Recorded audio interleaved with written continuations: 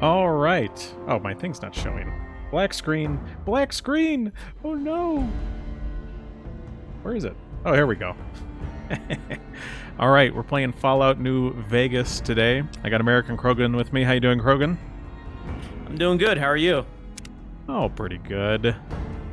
We'll continue. Slots is in the chat. How you doing, Slots?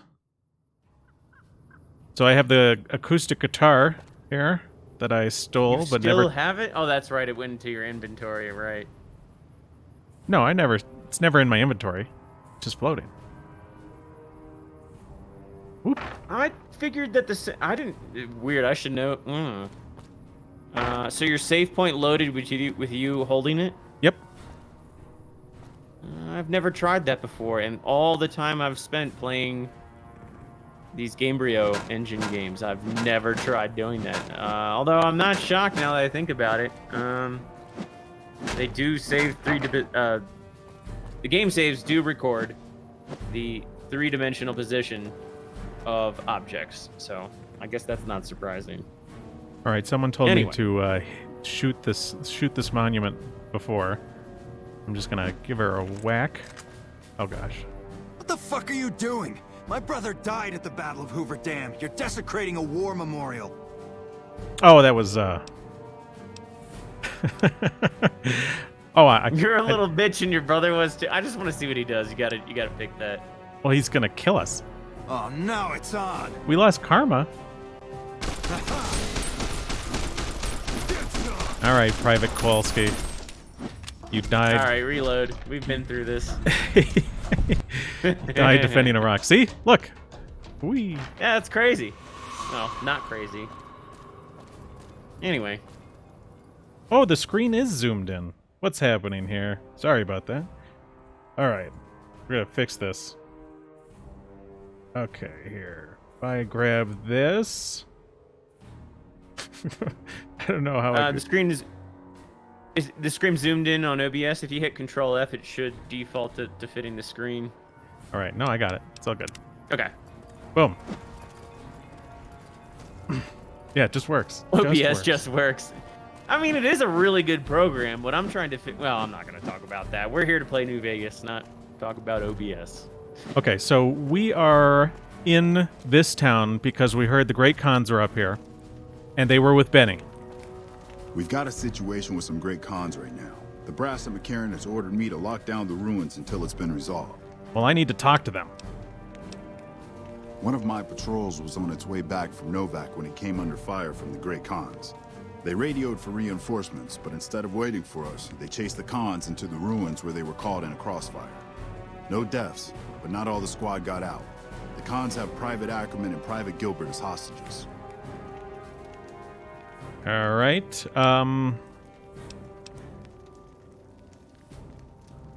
I might be able to negotiate with them. Normally I'd turn you down since I have no idea who you are. But considering that the hostages are as good as dead when we attack... All right.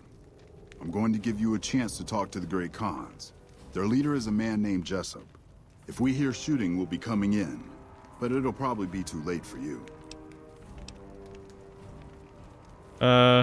Whatever. Good luck. All right. I mean, you could kill all of the NCR right now. I'm just trying to... Well, someone killed me, all right? And I want to get them. That's my mission. Got a bunch of cons over here, hiding.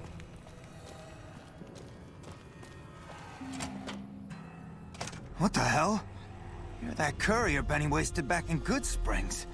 You're supposed to be dead. I got better. And here I thought us Great Khans were tough to kill. So, what happens now? Where's the chip? Don't have it. Benny stole it right before he stabbed us in the back. He's probably back at the strip by now, laughing at me. I want some more answers. Yeah? On what? What can you tell me about this guy, Benny? He's one of the chairmen, big shots that run the Tops Casino in New Vegas. A friend from the city contacted me with info on a big job. I should have known that the caps were too good to be true, but there was still no way I could pass up the chance. What do you know about this chip that was stolen from me? It's just a big fancy poker chip as far as I know. Don't know why anyone would make one out of platinum, though. Why did he betray you? He's a snake, that's why. He owed us the rest of the pay for the job, so maybe he didn't want to pay up. Okay. Fine. That's what I needed to know. Yeah, go on. I'm out of here. Well, I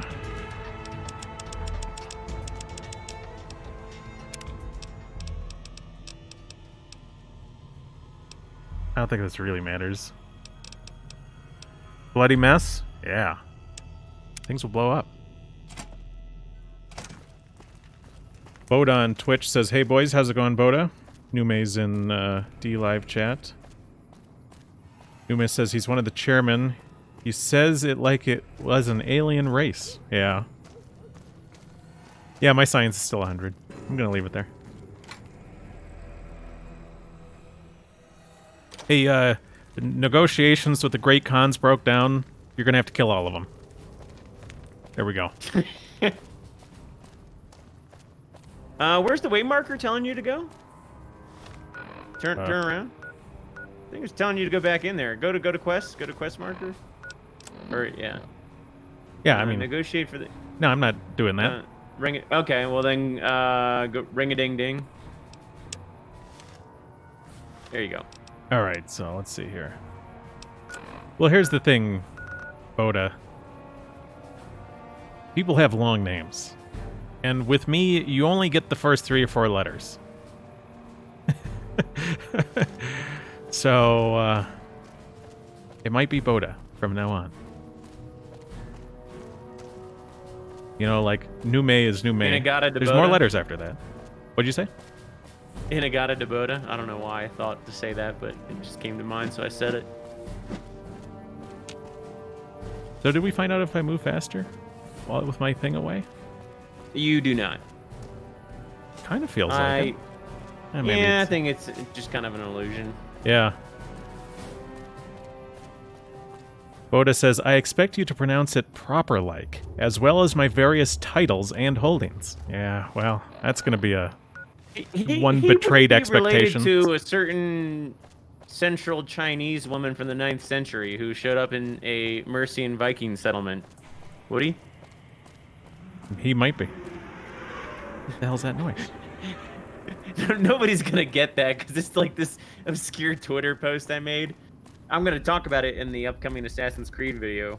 Yan Li. But Yan Li, yeah, she her family sent the letter. So not only what was a 9th century Chinese woman from the Tang Dynasty able to travel independently to Great Britain and avoid being captured and enslaved along the way, but there was also apparently totally established and well-functioning postal service whereby her Chinese family back home could express disdain and whatnot for the Saxon and Norse inability to pronounce their lovely Yan Li's name correctly. Yeah, which is, you know, it's expecting someone from a non-tonal language to pronounce a tonal word correctly. Evening. Or the opposite. It's really stupid. It's not even like, oh, well, they're so uncultured and so unworldly. It's just like, these are two entirely different paradigms of human speech. Someone who didn't grow up in the other, right, is never going to be able to do it perfectly. You're just racist. You're just making excuses. All white people are racist, and their food sucks. Their food's terrible. That was another thing that Yan Li's family said. We're so sorry to hear about the terrible food you are having to eat.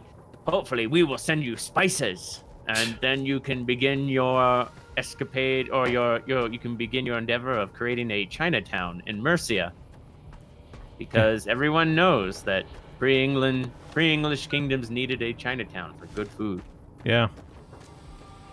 As I usually say to various Brits, I would eat haggis for the rest of my life every day, all day, if everybody would leave. If all the non-Brits would leave Great Britain. Oh, yeah. I would take one for the team. course, I've never actually had haggis. So I've just heard that from various people that, you know, there's just kind of like a stereotype that it's really bad. But you know what? I've seen some people prepare it, and I'm not gonna lie, it looks like it could be good if the right person made it. It's fine. So, I mean, yeah. I haven't had it in a long time. I only had it once, but it was fine. All right.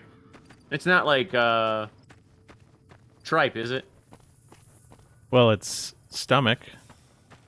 Right, but does it taste like tripe? I mean, does it?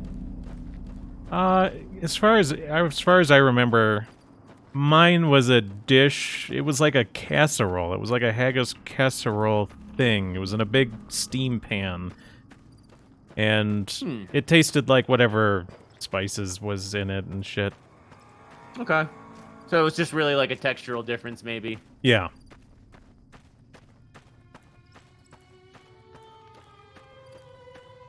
Oh man, chat.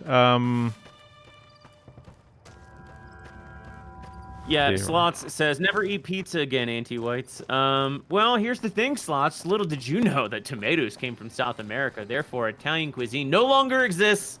It was stolen. It was stolen in the 1400s, and, you know, we can never eat a margarita pizza again. That's fine. I don't like tomatoes. And I don't eat nightshades anymore. I remember, so I hope I can open this door. Oh, maybe I can go let me check your stream real quick, because in Discord, it's a little choppy. Your stream looks fine, though. I don't know why. Maybe if I disconnect and reconnect. Should I try that? if you want. Let me move a couple windows around here super quick. Do this. Shit.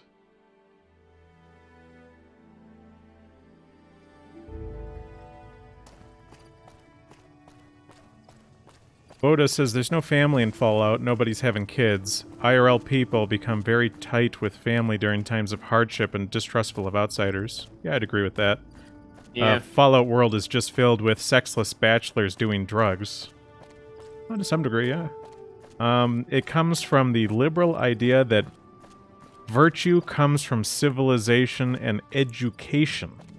That without liberal society, we'll be cannibalizing each other and having non-stop sex and getting into drug abuse, while IRL degeneracy increases with a prosperity because you cannot afford to be degenerate in times of hardship. I'd say I generally agree with that, you know? Like, if things are so hard that if you don't focus on surviving all day, perpetual drunks die very quickly, right? They're just gone. Like, people, like anyone who has like a vice that prevents them from engaging in the necessary level of survival, which includes like all day work, I mean, they're just gone.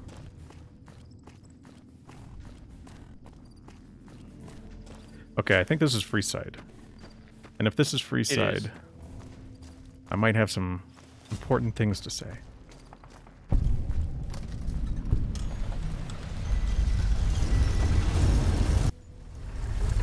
Okay. It's Freeside, but it's not the side of Freeside that I was thinking of.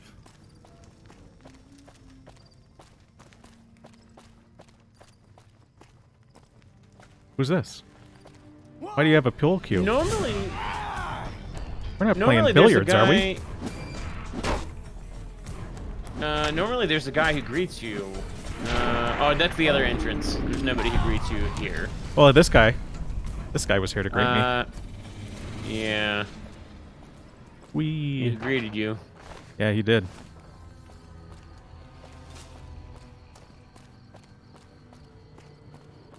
All right. Oh, kids chasing around some giant rat. See, there are kids here. Okay? It's got a knife.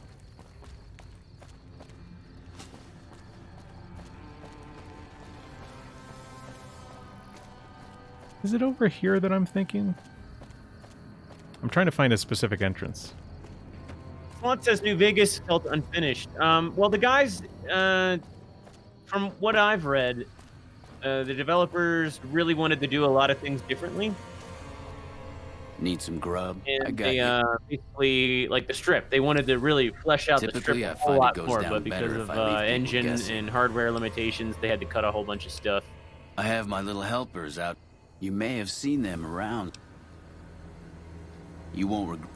And again, you know, this game was developed in 18 months. And while a lot of the assets were carried over from Fallout 3, you know, that is, you know, Bethesda's work, bringing the Fallout franchise to a three-dimensional engine. You know, the guys at Obsidian did add a lot of new assets. Like, this game has way more guns than Fallout 3 did. It has way more weapons. So they did build a lot of stuff. It has a lot more armor as well. So...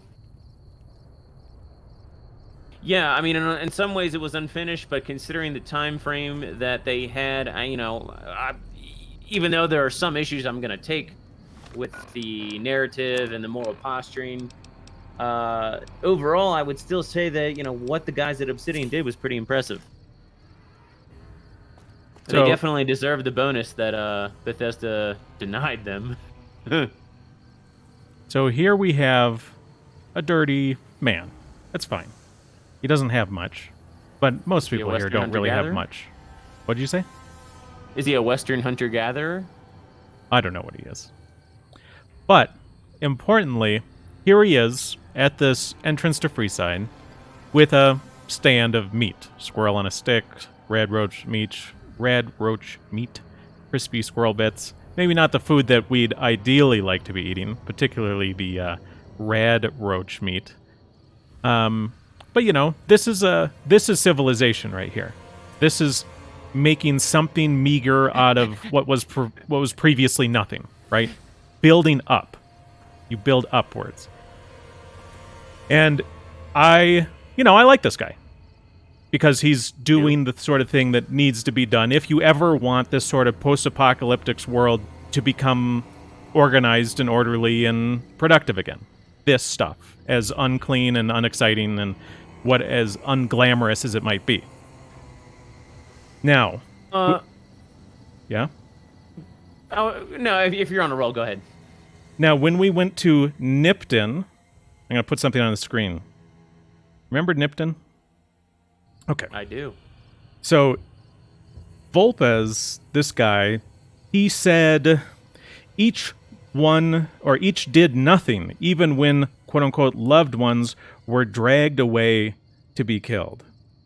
And I think the way that's written, I think most people will think of that as, they'll think of that as like something really mean, something really bad, like it's showing how bad the Legion is. But he's making a very strong point there.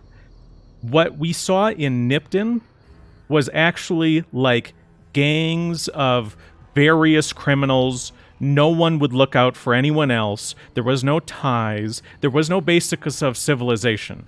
Everyone was self-interested, and everyone was willing to hurt or kill anyone to get ahead in their own personal life. Like, Nipton was the opposite of civilization, and this guy is civilization.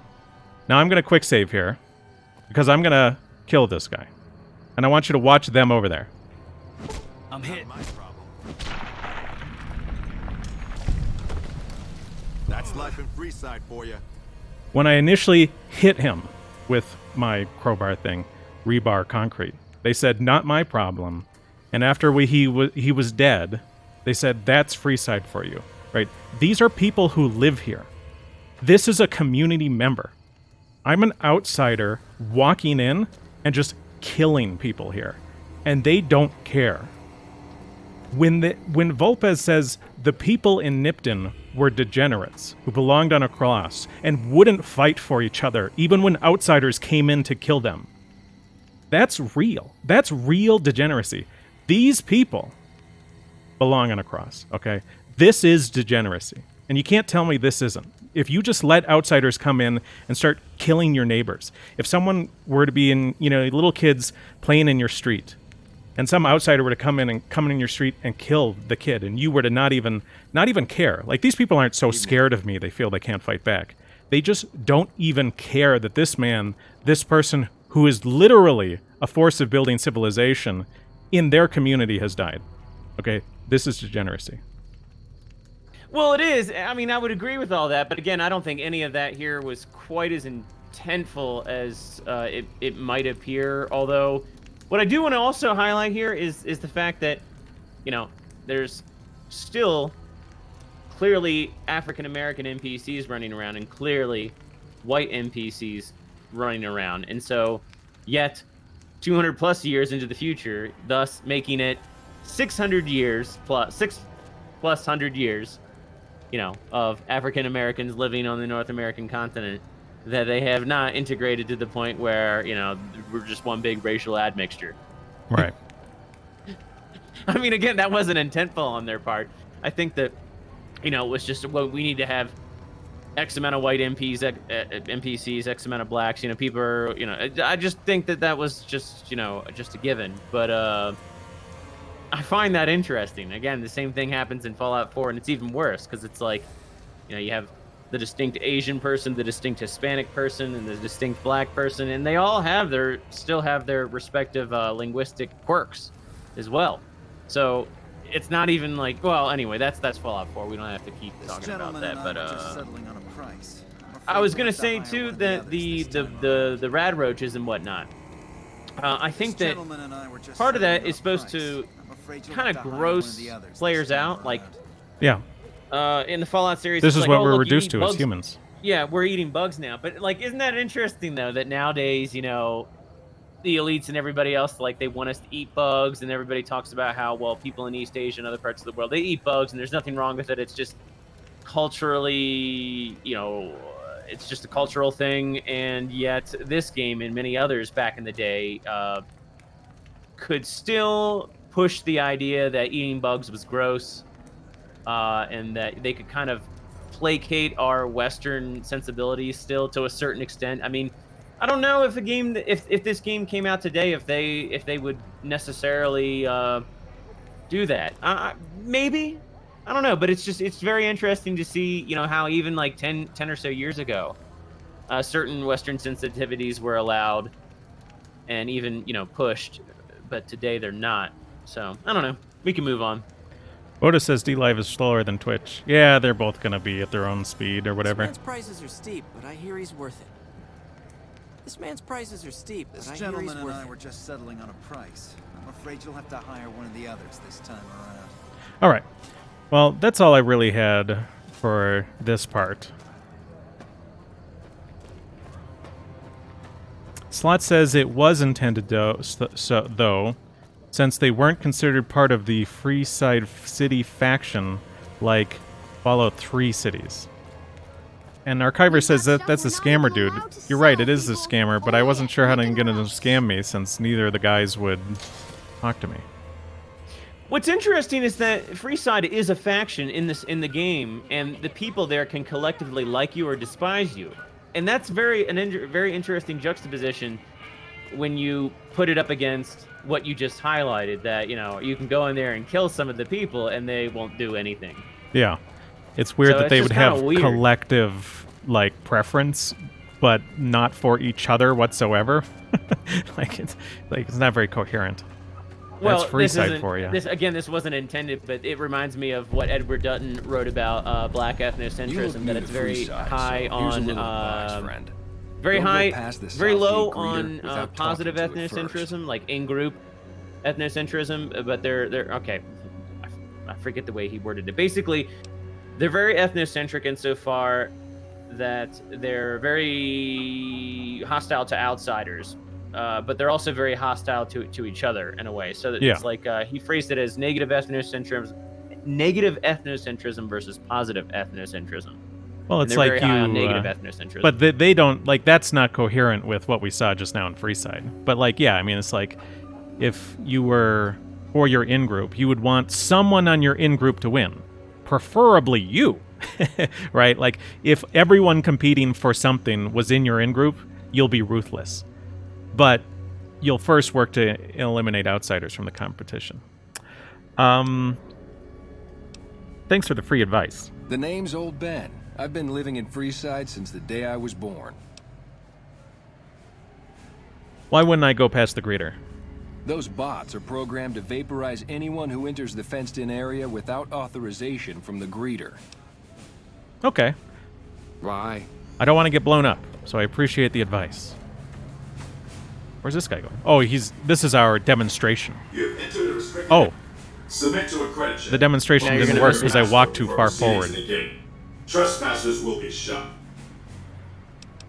1C, 3C, R34, M, period.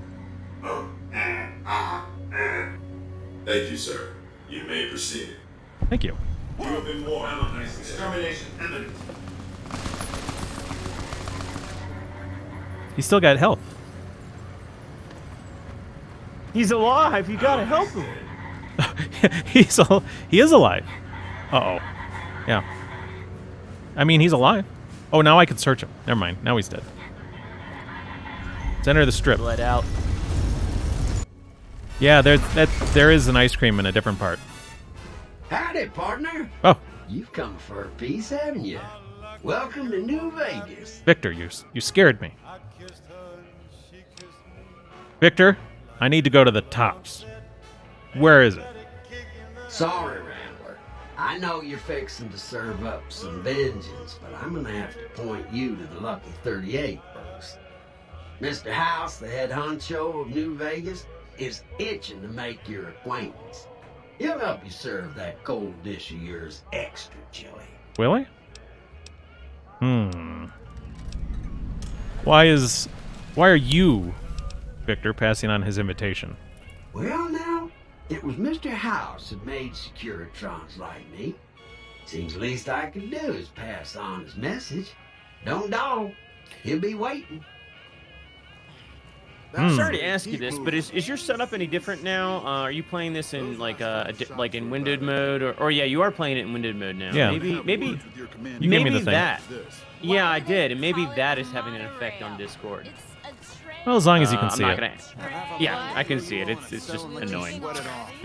So here we have drunken NCR soldiers wandering down the street. Scantily clad strippers. They do have things over their nipples. Hey there, friend. What the hell? A bit of advice. You look like you could use some protection. Lucky for you, I got what you need. My stock and trade? All kinds of easy-to-hide weapons for slipping into and out of casinos. They won't give you a second glance. What do you have? Take a look at these beauties. Brass knuckles. Spiked knuckles?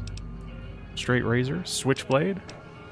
We want spiked knuckles, obviously. Yeah. Whoops. Accept. Exit. Thanks, buddy.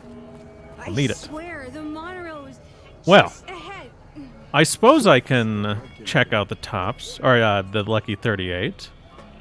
After all, Mr. House wants to help me serve my dish of vengeance extra Well, chili. howdy, partner. Good to see you again. Boss is waiting for you upstairs, so get a move on. Thanks, Victor. Come back soon now.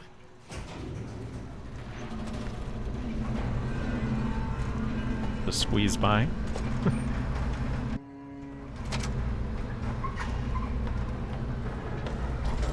Hey, Victor. Where You're in to, here? partner? The penthouse. Yeah, I always thought the way they implemented the elevator that you had. I always thought it was weird that you had to talk to Victor and not just the elevator. Goodbye. Yeah, you do talk to the elevator if you kill everybody here. Well, Mr. House, you're looking lovely. This meeting has been a long time coming, hasn't it? You've come a long ways, literally, and I suspect figuratively as well. I have to ask, now that you've reached your destination, what do you make of what you see?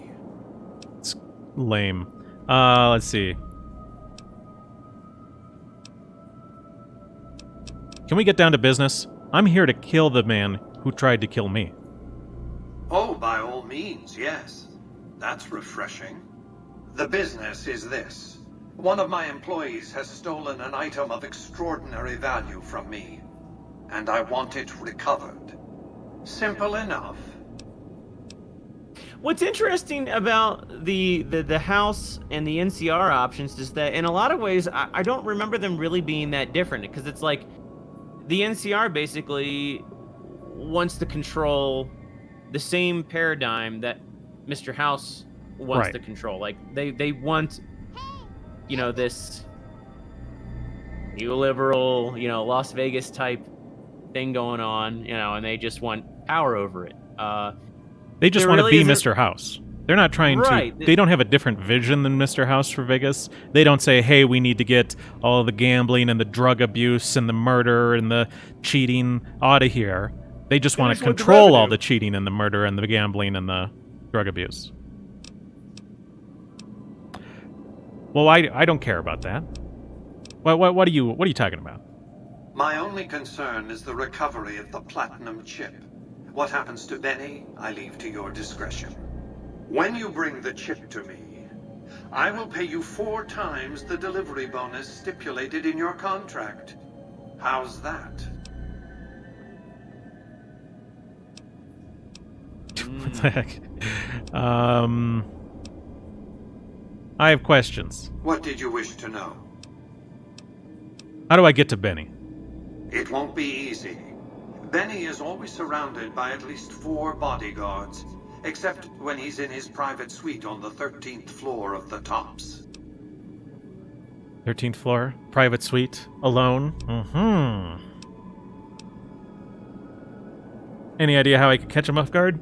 Sneaking into Benny's suite on the 13th floor would be very difficult, but not impossible. There might be guards, certainly. What the hell happened? I didn't press anything. What if I wanted to take a diplomatic approach? If you were to approach Benny in public, you might be able to leverage his fear of exposure to make him agree to meet with you in private. Schmerling says, seduce Benny. Oh. No. We don't tolerate that here. Now, the chairman are your employees. Why don't they go after Benny for you? It's more complicated than that. The chairmen share what you might call a tribal affinity. Look for a man named Swank, Benny's second-in-command. He's always been a reliable, if unimaginative, employee. Do your best to convince him that you're working under my auspices. If you have evidence of Benny's crimes, show it to him. Okay. I'm out of here. Goodbye.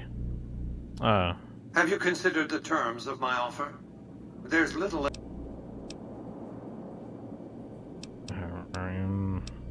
I'll think about it. You signed a contract in good faith to deliver that chip.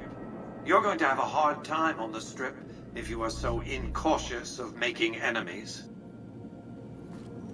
Hey. It's all good. No enemies here.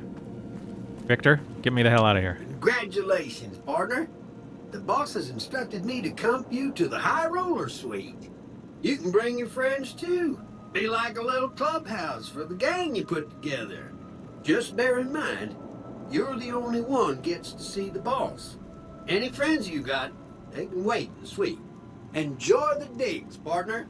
They're plenty fancy. All right. Cocktail lunch? Oh. Casino floor. Casino floor.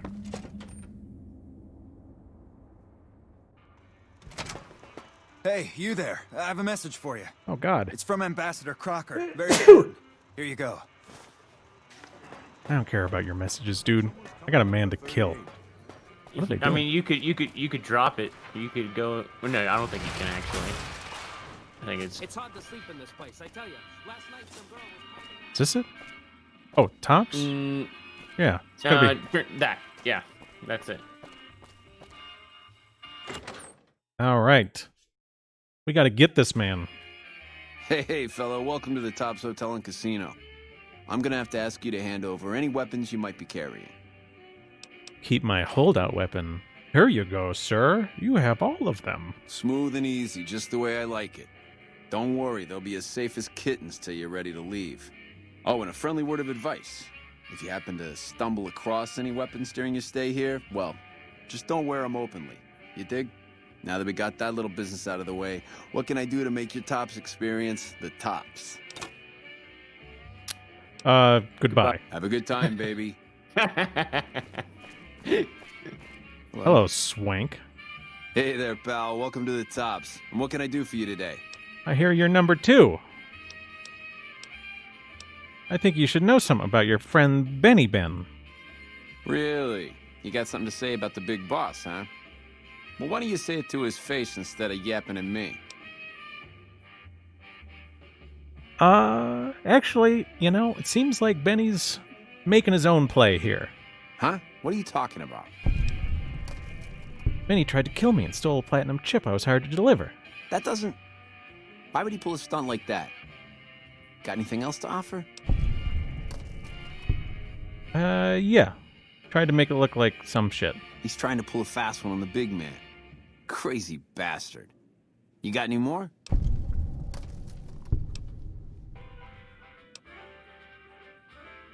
He thinks that the chip allows him to seize power. Jesus, I can't even believe it. After all House did to set us up with this swank joint. I don't suppose there's more.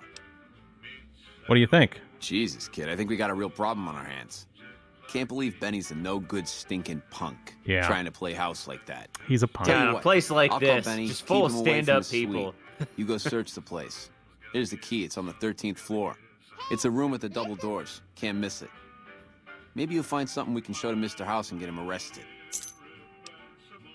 Okay. I'll do it. Groovy, here's your stuff back. In case you run into company, you dig. I'll tell the boys to give you a pass to pack some heat. Go on then. Oh. Elevators are past the slot machines on your left. Oh, so, I got all my confiscated equipment back. So I don't even need to... See, I thought I was going to use my spiked knuckles. But instead I'm just going to use my freaking giant rebar and concrete masher. Now, do you want to save here? And do we want to go through the different options for Benny, or you just want to go the yes man or go to his apartment route? I'm going up into his apartment. All right. Well, I'm a very convincing guy. No, this isn't it. No. It's that. Thanks for the lemons and ice cream, Anglo, and Archiver. Okay, I'm in the suite.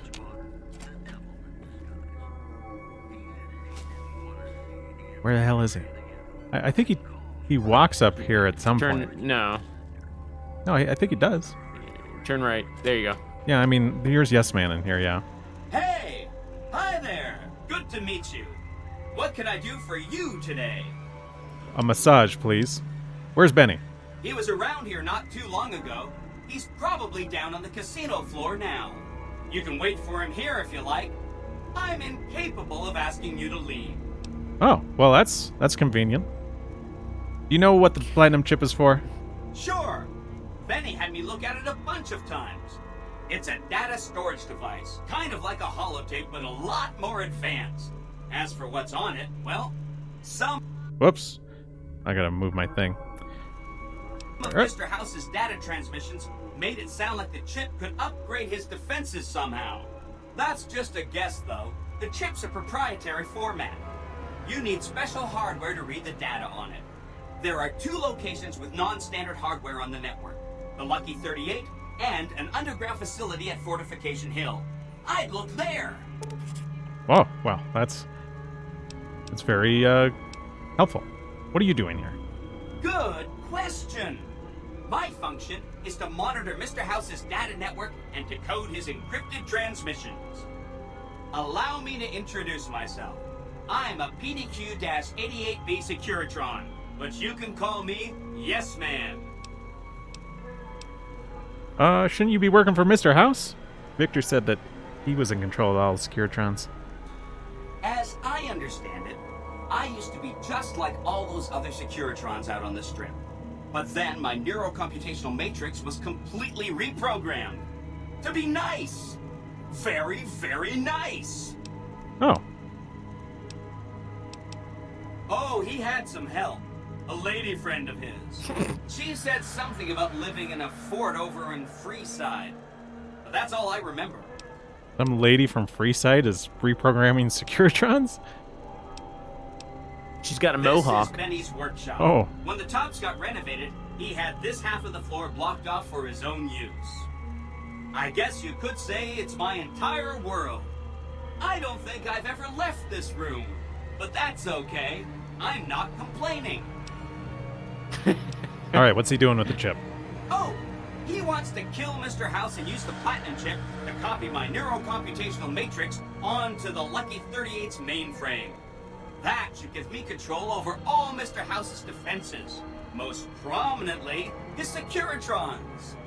And then I just do what Betty tells me. Easy peasy.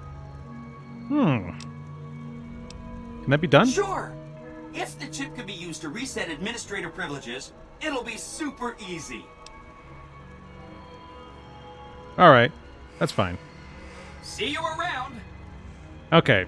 The Zero on Twitch says, what's up? Hey, how's it going, Zero? Nume says, he thinks I missed an important thing. Do I plan to go to McCarran? No, I don't believe I think I plan on going to McCarran. I assume he's referring to the little side quest where we could find out about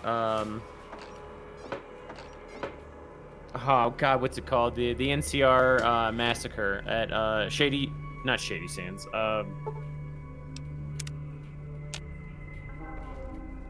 Did that do anything? No? Tried waiting an hour. Where the hell is this guy? I mean, do you really want him to come up here? Yes. Why? So I can bash his head in with this rebar concrete thing. You could go down. You could go downstairs and do that. Yeah, but this worked when Everybody I tried will testing attack it. you, I think, if you. If I kill him up here, no one attacks me. Where the hell is he? I already spoke to Swank. So Rhoda says he's not coming. You got to go down to Swank. I already spoke to Swank when I came in. I'm trying to replicate what I did in testing. Spoke to Swank, went up to the room.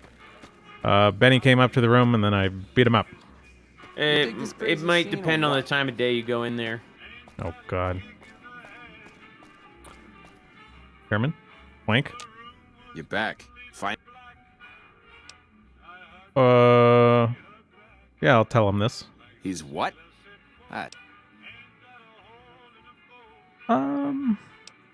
I'd like to talk to him. Yeah, that's... Oh, well, thanks, Swank. You're a real help.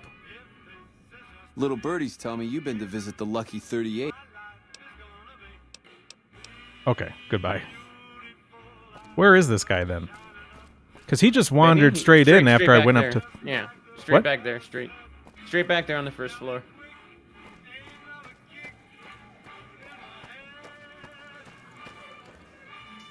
In the restaurant? No, yeah, there. You have a quest marker. Oh, do I? Yeah. I wasn't paying attention.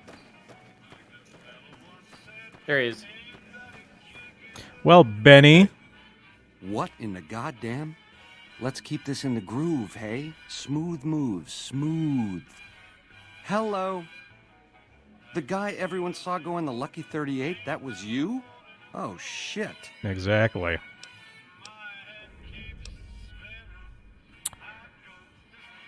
Give me a good reason not to kill you. You want a reason? How about 4? They're called bodyguards, and every one of them is packing. Me too, so baby makes 5. Add to that, every chairman in this joint is armed, and not with some holdout pea shooter like maybe you smuggled through security. Anyhow, baby, you didn't come here for vengeance. You came to get clued in. What say you and me cash out? Go somewheres more private-like. Any questions you got, I'll answer. All right. Okay, what do you have in mind? To start, I'll comp you the presidential. Best suite in the house. You deserve a taste of the VIP lifestyle. I'll hang out down here for a while to make everything look business as usual, then come to you. Any questions you got, I'll answer. Guaranteed.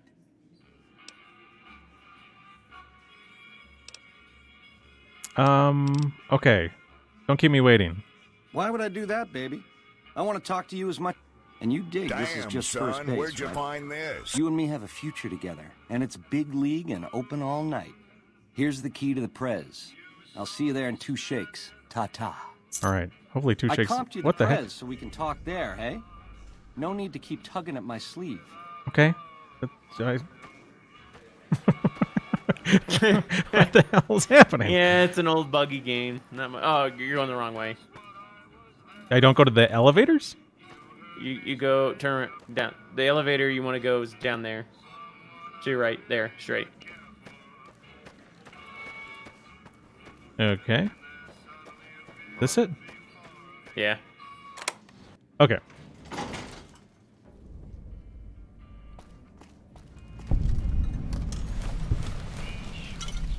Things. Things for me. Let's see here.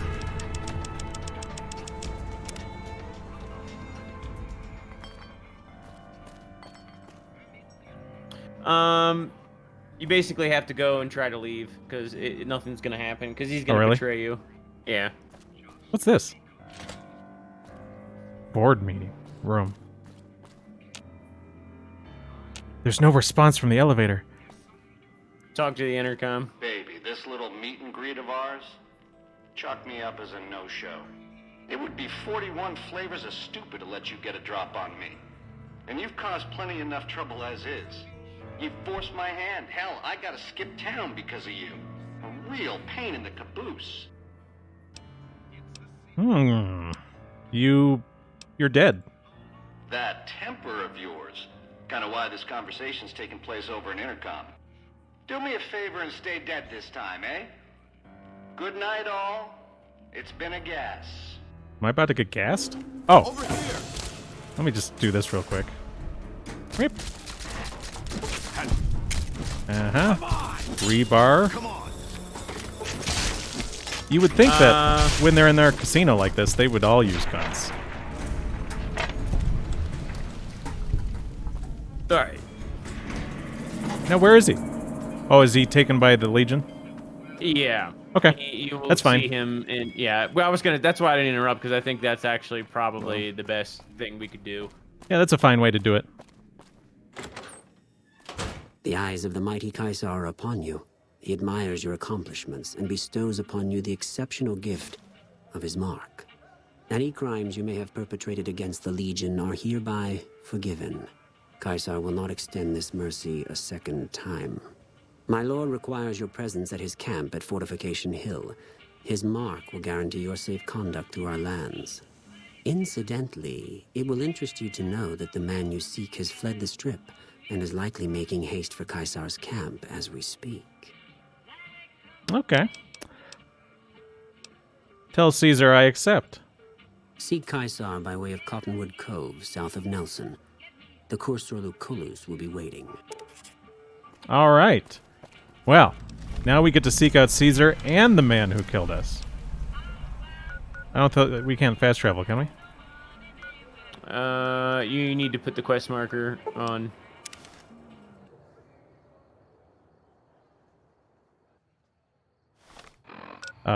Quests.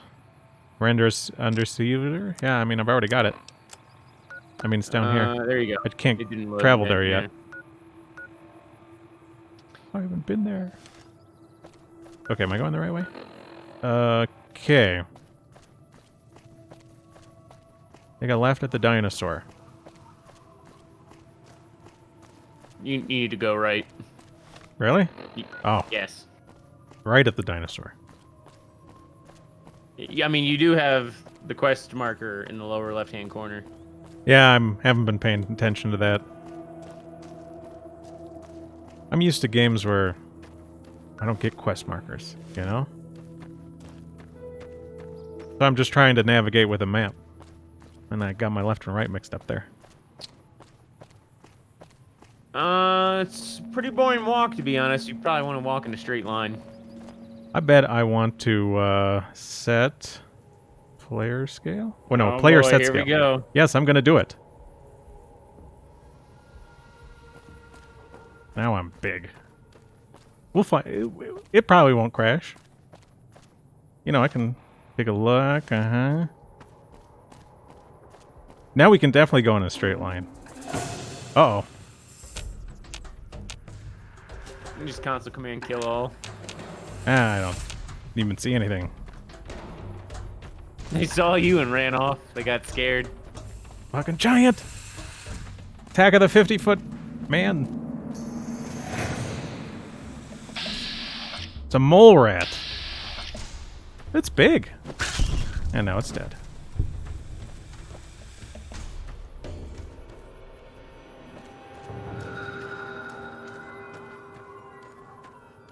Alright. See, like, this is way faster.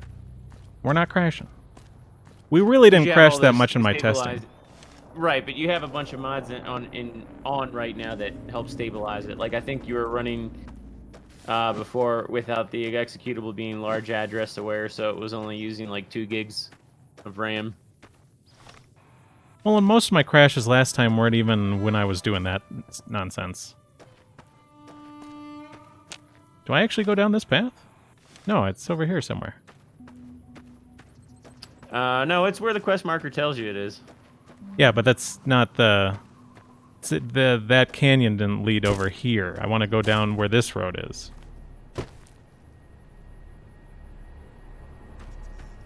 Right? Yeah, see? Now I'm at the right road. That was a parallel road to this, and it kind of looked like it would lead there. Son, where'd you find this? Archiver, you thank can you for go the down diamond. that way that you were going, but you can go this way as well. There's 2 entrances into the valley. Oh. I only remember this one from my testing. Because I know there's some guy who meets me halfway on this road. He's like, hey, this is Kaiser. Boda, thanks for the follow on DLive. Appreciate it.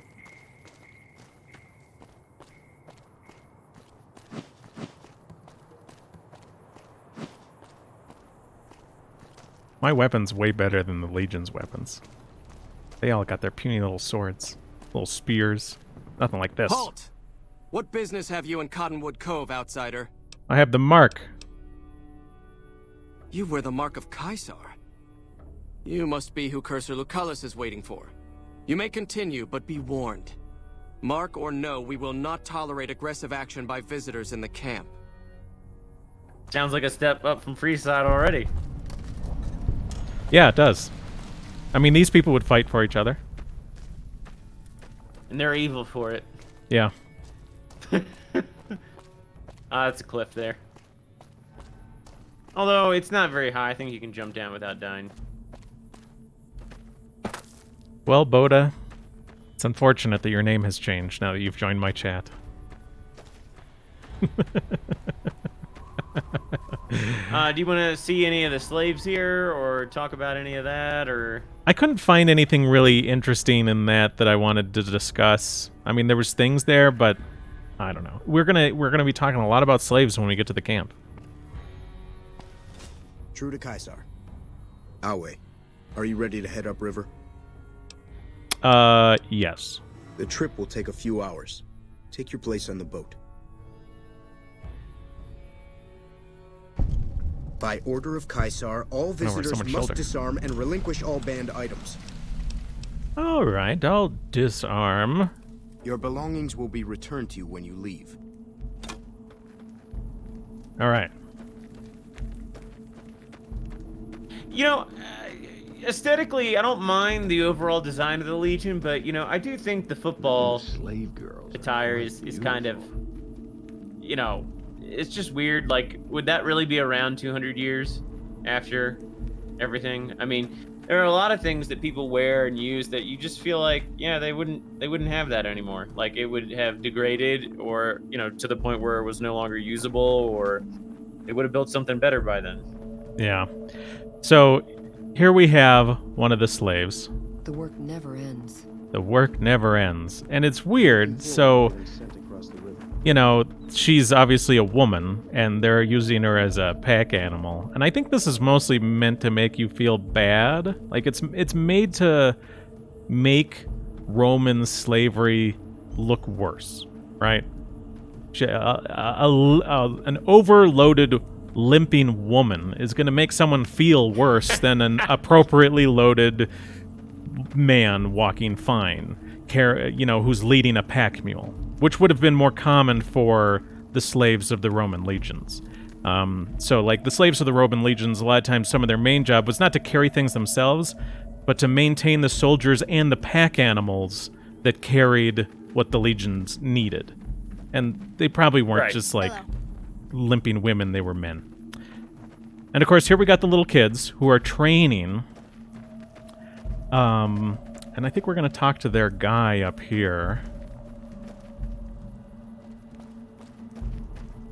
I mean, maybe the whole football thing is kind of like this passive-aggressive... Well, not really passive, but it's kind of like this anti-Americana feel to it. Like, I'm a nerd, and I'm really mad at all the high testosterone football players. Any guy who's athletic and good at sports, I'm still mad at all of them. That might not be, but, I think that's how a lot of white men end up kind of lashing out against, the white community. It's like, well, I can't measure up to this level of manhood, and now I'm kind of like angry. Oh, look, these woke people have come along and they've given me this other metric of masculinity that's not really masculinity, but I kind of think it is. Therefore, I'll embrace that and hate on all the jocks. I don't know if you got any rebuttals to that, but no. I don't know. That's what so comes here to we mind. have the young guys running up and down the stairs. He's saying, "You're going to make legionnaires yet." I'm harsh on the children, but they'll be excellent legionnaires. I'm quite proud of them. It's interesting. I'm harsh on the children, but they'll be excellent legionnaires. So I forget. There's other people we can talk to about kids. Like they've got this perspective of like, oh, you got to grab the boys when they're young and train them to be soldiers and blah blah blah, which is really not Roman at all. It's actually reminiscent of ancient Greece, particularly Sparta, where like Spartan boys would be bathed in wine instead of water, and if they didn't cry and they took it, they were considered masculine and they'd be good soldiers, and they were raised from soldiers as kids. But when Julius Caesar went into the different provinces to build his legions, I mean, he was employing normal farmers and stuff, like young men who would be farmers and workers of other stripes, and just turning them into soldiers. They were not like child soldiers, like culture of war all over the place. Like, this is this sort of weird mix of Sparta with Rome, I think, made to make Rome and somewhat European culture look more harsh and brutal. So here we have another slave. Pick up that mug, slave. All right, don't. If you're injured, I might have healing powder to spare. You're a doctor? I never finished my training. The Legion saw to that when they overran my town. I do know basic first aid, but I've had to rely on tribal remedies to treat illnesses and injuries. Healing powders and all that. I'm always I guess they had a Xanderwood. university, and she only had Plenty to of rock revert flowers, to though. tribal remedies. What? For sale? I'm a slave, not a merchant. I could give you some healing powder every day, but you'd have to be a friend of the Legion. Okay. Oh, wait, Limo, what's that last thing? Yes?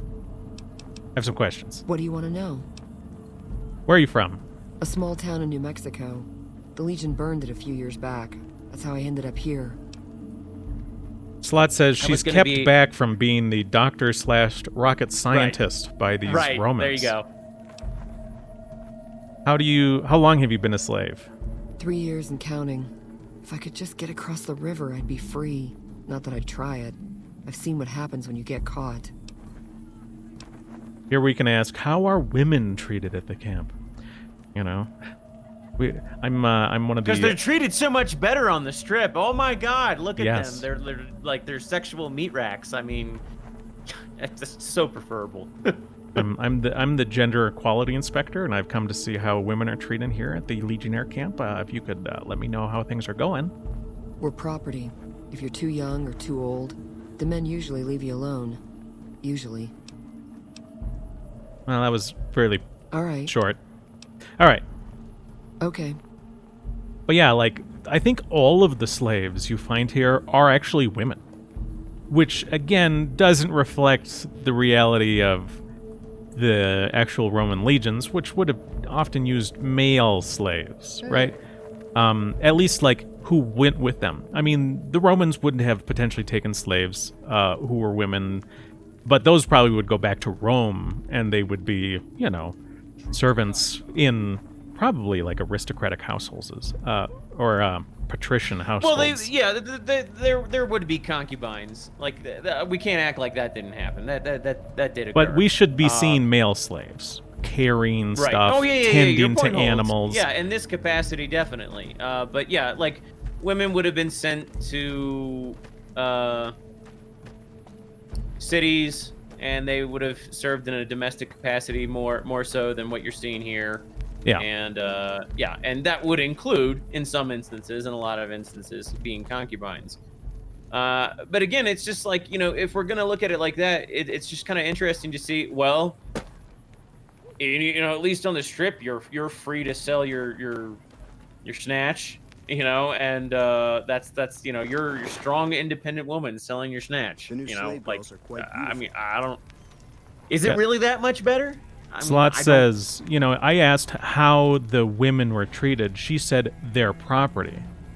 Of course, the male slaves are also property. Like, what she gave an answer that doesn't make sense for the women. Once again, you know, even in a society today, in the modern day, where we believe in gender equality and all this stuff, at the end of the day, if you want to make us feel bad about slavery in the game, you're not going to show male slaves when instead you could show female slaves. Even though we believe in gender equality, we still are more bothered by the idea of female slaves. Well, let me read something real quick, and you've read this before, but I'm going to. Oh, hold on. Why can't I pull it up? Let's see. So, yeah. From the book, I mean, and it's very interesting that, you know, everybody acts like, oh, the Romans were bad, they had slaves, and it's just like, well, everybody had slaves, and, you know, and everybody, most cultures considered women a kind of property at one point or another, and just throughout European history, we have been fairly unique insofar that, comparatively speaking, women have always, especially women of the in-group, have comparatively speaking, been more on a, I don't want to say an equal footing as men, but they had far more liberties and freedoms historically than women did in other parts of the world. But here, so from the book China's Cosmopolitan Empire, Mark Edward writes, quote, "The relative autonomy of Tang women is also demonstrated in an unlikely source, Manuals of Female Conduct. This tradition of writing, initiated by the Han woman writer Ban Zhao, insisted on women's complete submissiveness to their husbands. Its recurring themes were that the husband was a woman's heaven, requiring adoration and obedience, while the woman herself would remain silent and invisible. While the Tang was a time of relative freedom and power for elite women, others became economic commodities who were literally bought and sold in the urban marketplace.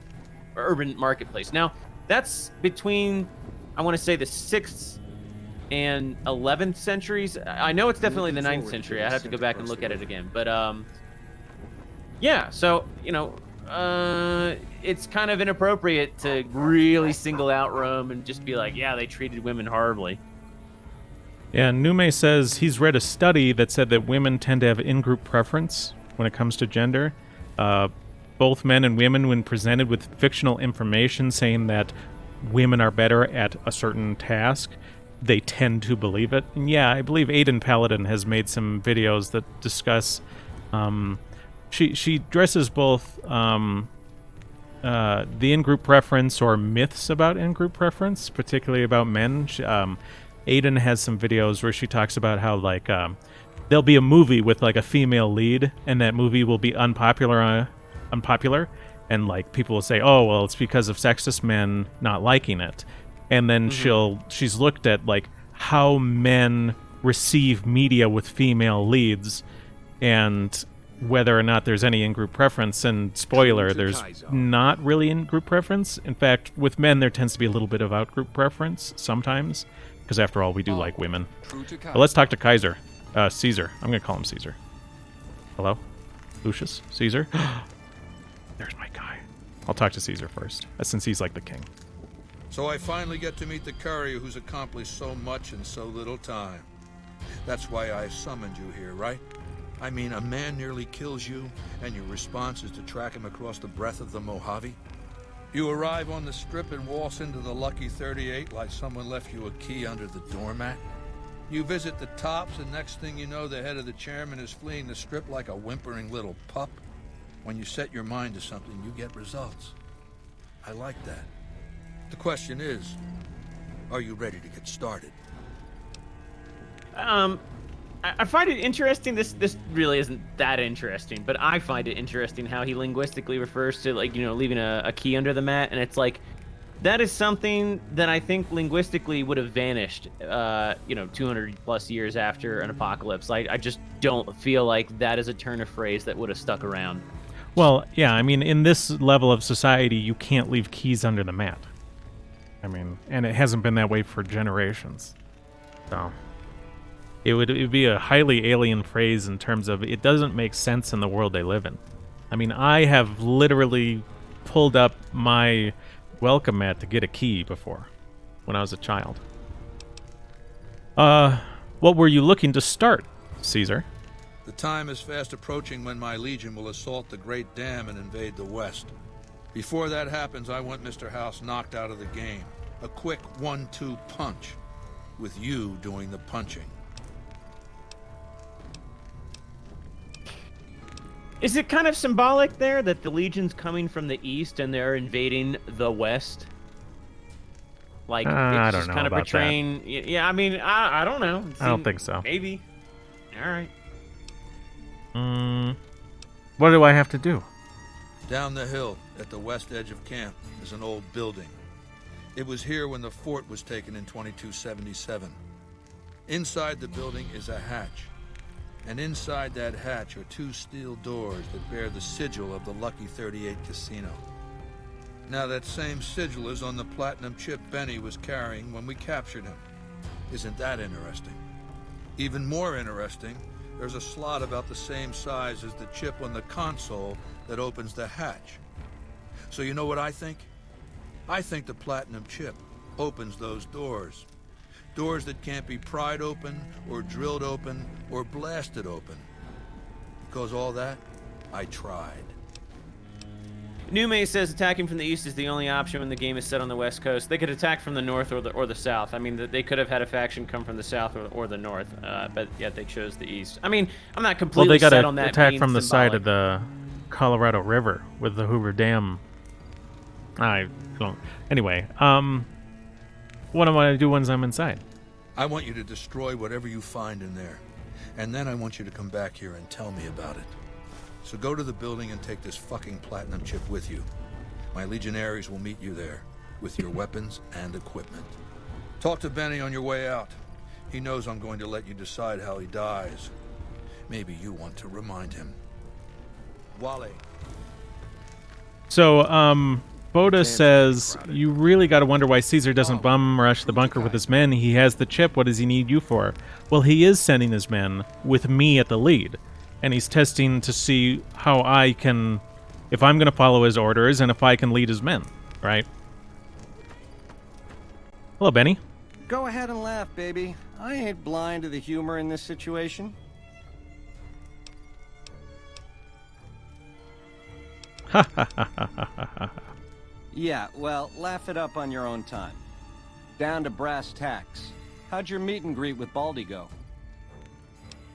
Well, he gave me the platinum chip. Sure. Baldy wants you to go down there in the bunker and destroy whatever Mr. House stashed there. Oh, you don't want to do that, baby. Whatever's down in that bunker is the key to the city called Vegas. So here's what you do. You go down there and you use the chip to do whatever Mr. House would have wanted you to do. And when you get back to the strip, you find Yes Man. I made it so that cat can't help but be helpful. Dig? Caesar says I get to decide how you die. Try not to smile so wide, baby. You might break your mouth. I am smiling. Yeah, Baldy said you'd get to decide. So which way you leaning? Crucifixion?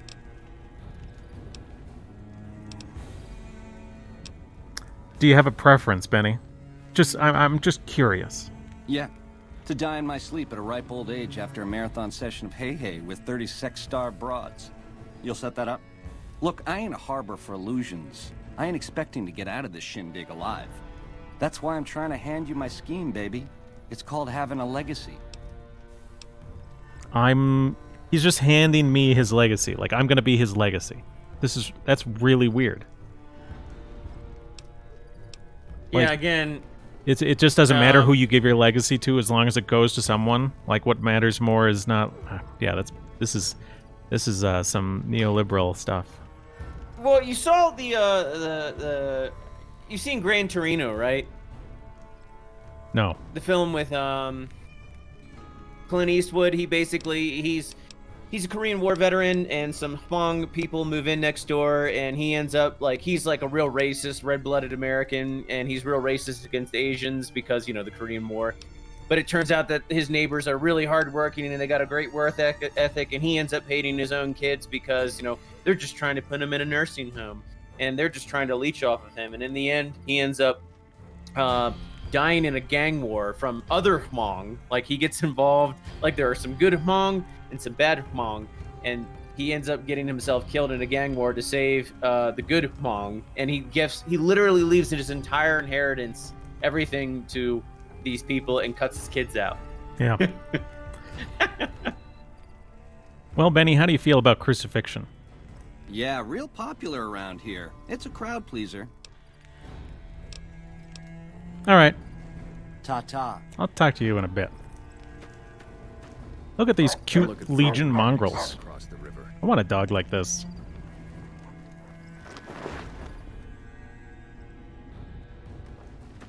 Have we seen any non-white legionaries?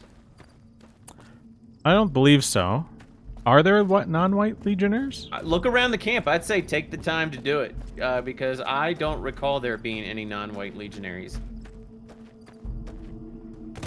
Yeah, if these are supposed to be the bad guys. There might be. I just don't remember them being there being. Has anyone seen any non-white legionnaires?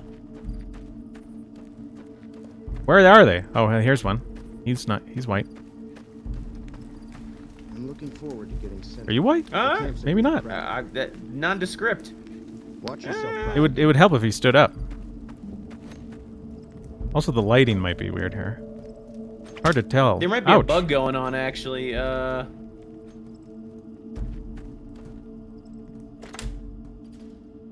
Caesar has permitted your weapons to be returned to you while you serve him. Certainly all the leadership is. Okay. Hand him over. Caesar has put a lot of trust in you. Be worth it. Yeah, whatever. Hey. Hey. Broken terminal? Broken terminal? Activate console? You know, what's funny is that you use the platinum chip to use this. But this is where it has the Lucky 38 symbol. So I'm not sure how... Like, he said, oh, the way to get in, you use the platinum chip on the Lucky 38. But you actually used it prior to that. So they should never have seen the symbols on that door. Uninstalling. Yeah, uninstalling. Oh my god. It's Mr. Bouse. It's Mr. Mouse. Should I talk to him? It's up to you. Turret status? Active. Protection status? Active. Sentry bot status? Standby. Okay, let me see here. If you talk to him, I think he actually makes it a lot easier to go in. Well, let me quick save here. It just says requires key. I think I have to talk to him. I think you have to talk to him. I thought maybe I could break it. This is a very strong screen. Well, you're here ahead of schedule. I suppose it's just as well. This is where I wanted you to end up after all. I knew I could rely on Caesar to give you back the platinum chip. What is this? What the hell is this place? It's a facility I built many years before you were born. You might think of it as a kind of barracks. You'll understand soon enough. Caesar wants me to destroy this place. Was that meant to be a shocking revelation? Of course Caesar wants it destroyed. He's afraid of what the bunker might hold, and rightly so. But you're not going to do that. You're going to do the smart thing and work for me. If only my barter was better. What do you want me to do? The Platinum chip is a data storage device. I need you to manually upload the data from the chip to the facility's primary computer. There's a terminal at the other end of this facility. There's a complication. While I can broadcast to this screen, I can't control any of the facility's systems. That means I can't deactivate its security bots, most of which appear to be active according to the status board I'm looking at. Okay.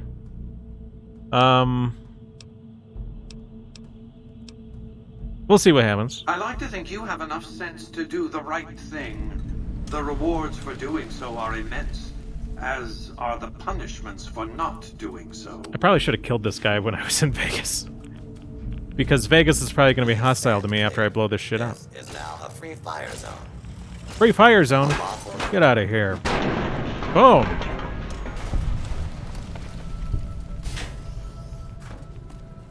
Okay. Sentry bot operation terminal. No? Okay.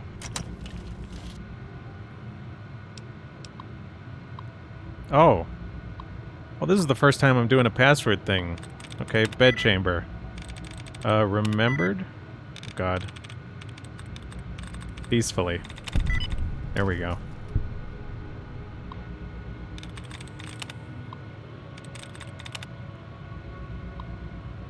Alright. Cancel the security alert. And then this one.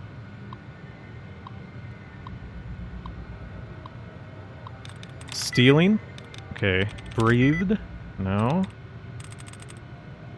Cremated? Okay, so then it's complete? No, what? What the hell happened? Son of a... I only even saw 4 words there. There was a word that I missed and I didn't see. This door is activated somewhere else.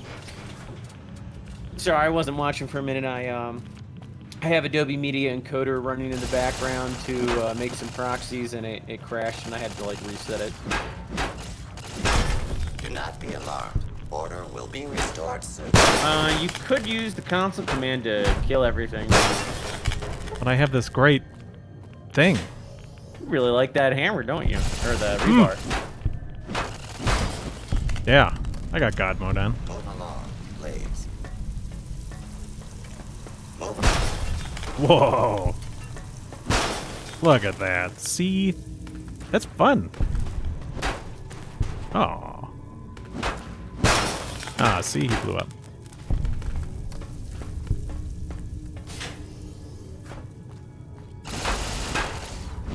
It's not just a rock. It's a big piece of concrete on rebar.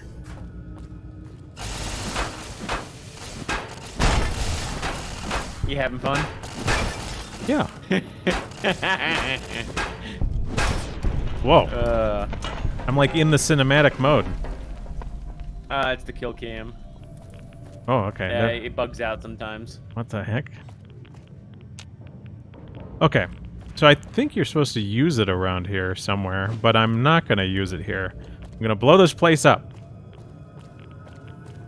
Nume says Ted Kaczynski would be proud. Running into the robot fortress. Okay, examine? Yeah, examine.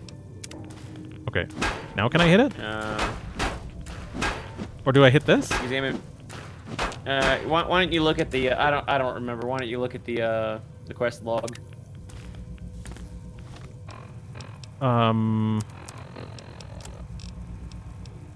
Demolish the bunker. I mean, it's got a marker here. Go back up to the console.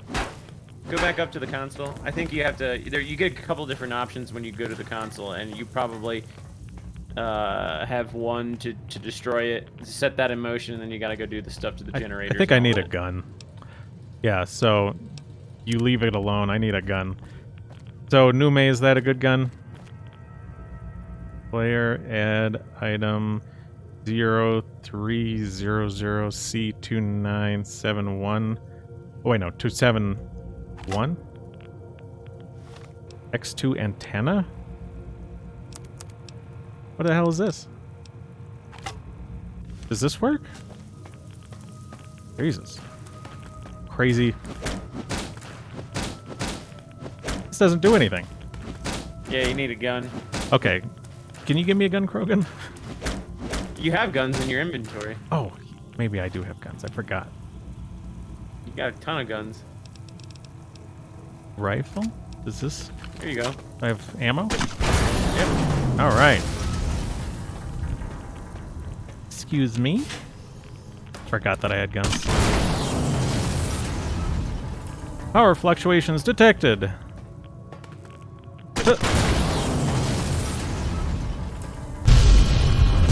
Oh God! Let me switch over to my rebar again. Everyone get out of here! Oh my goodness! I think you should keep using the missile or the M79 grenade launcher. They're all dying. Super robots.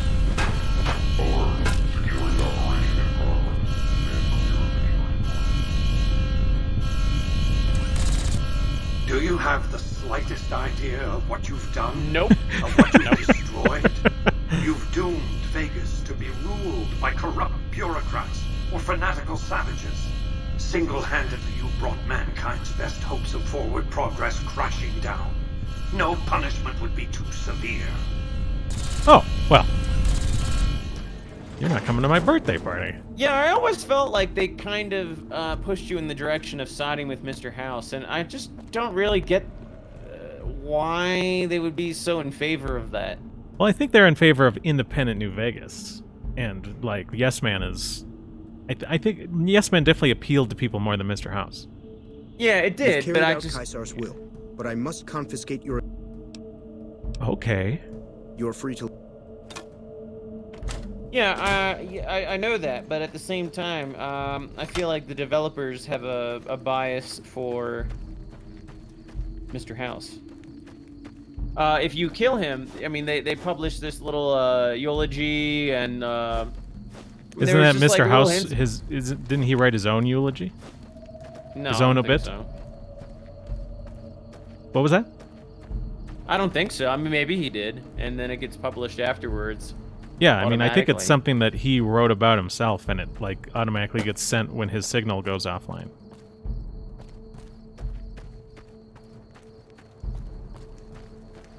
Ooh, guess what? I get to kill Benny. Hey. Hey. I felt the ground shake a while ago. I'll take that as a sign you've got the job done. There are rewards for doing as I command. Today, your reward is vengeance. You get to decide how Benny dies. Go to Benny. Let him know what you've decided. My Praetorians will perform the execution, unless you want to perform it yourself. Thank you. Consider it the first of many bestowments. Well. The tables have turned, Benny. What's this? Sneering imperialist. Yeah.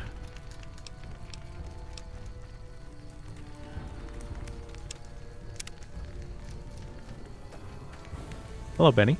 So, baby, what did you find down there? Well, there were None of your hundreds of... business. It's time for you to die. I'm going to tell him. I'm going to give him something to think about when he's on the cross. What? How could you do that? You loser! You had Vegas in the palm of your hand and you threw it away? I've decided what happens to you now. I see. And how's that going to happen? You'll be crucified. Don't do that, baby. Not crucifixion. I could be up there for days with those twisted creeps laughing and pointing. Do you want to have him fight in the arena? Vindictive fuck! I guess not. Where is he, by the way? He's outside. I think he's on the road like the road out. Oh, we'll see him later. We'll see him on the way out, after whatever we're going to talk to Caesar about. I'm sure you found Benny's demise pleasing.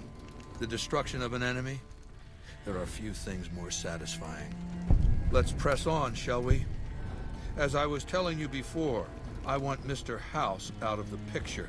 You have an interest in his death, too.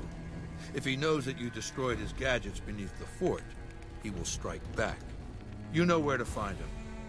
How he dies, I leave up to you. I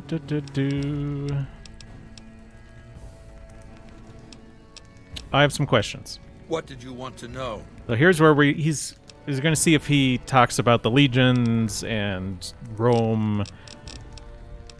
Are your bodyguards special, the Praetorians? My Praetorians embody the martial ideals of my legion. Each one of them has done enough conquering and killing to deserve the rank of Centurion. Instead, I invited them to join my guard. So the invitee chooses whichever current guard he thinks is weakest and challenges him. The fight is to the death. It keeps them from getting complacent. So, I don't think there was anything like that in Rome. Nope. This is just trying to make the Romans look particularly brutal. Let's see here. How long has Lucius been head of the Praetorians? Lucius has been the head of my guard for 5 years now.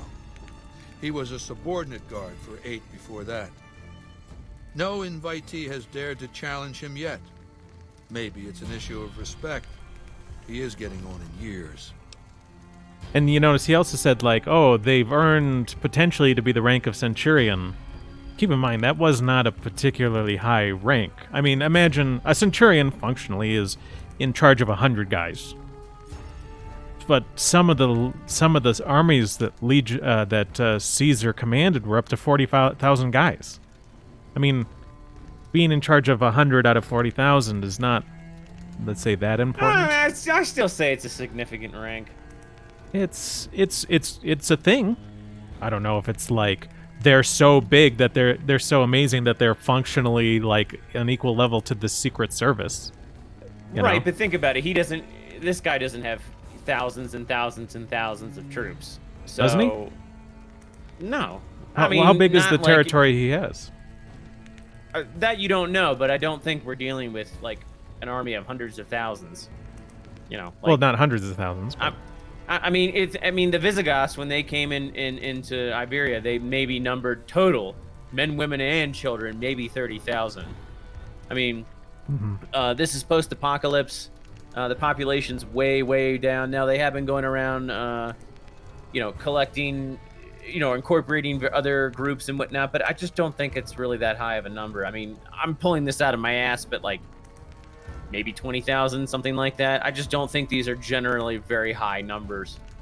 Could be wrong. Maybe there's something in the lore that hints to a higher amount, but anyway, doesn't really matter. Well, you'd think if the idea is to pull from the high rank of his military, he would, I forget what the term is for like the senior centurion, like the centurion that would lead the other centurions within the cohort or whatever. Or just, okay, yeah. Let's talk about something else. What else did you want? Tell me about Vulpes. Vulpes is the best of my frumentari.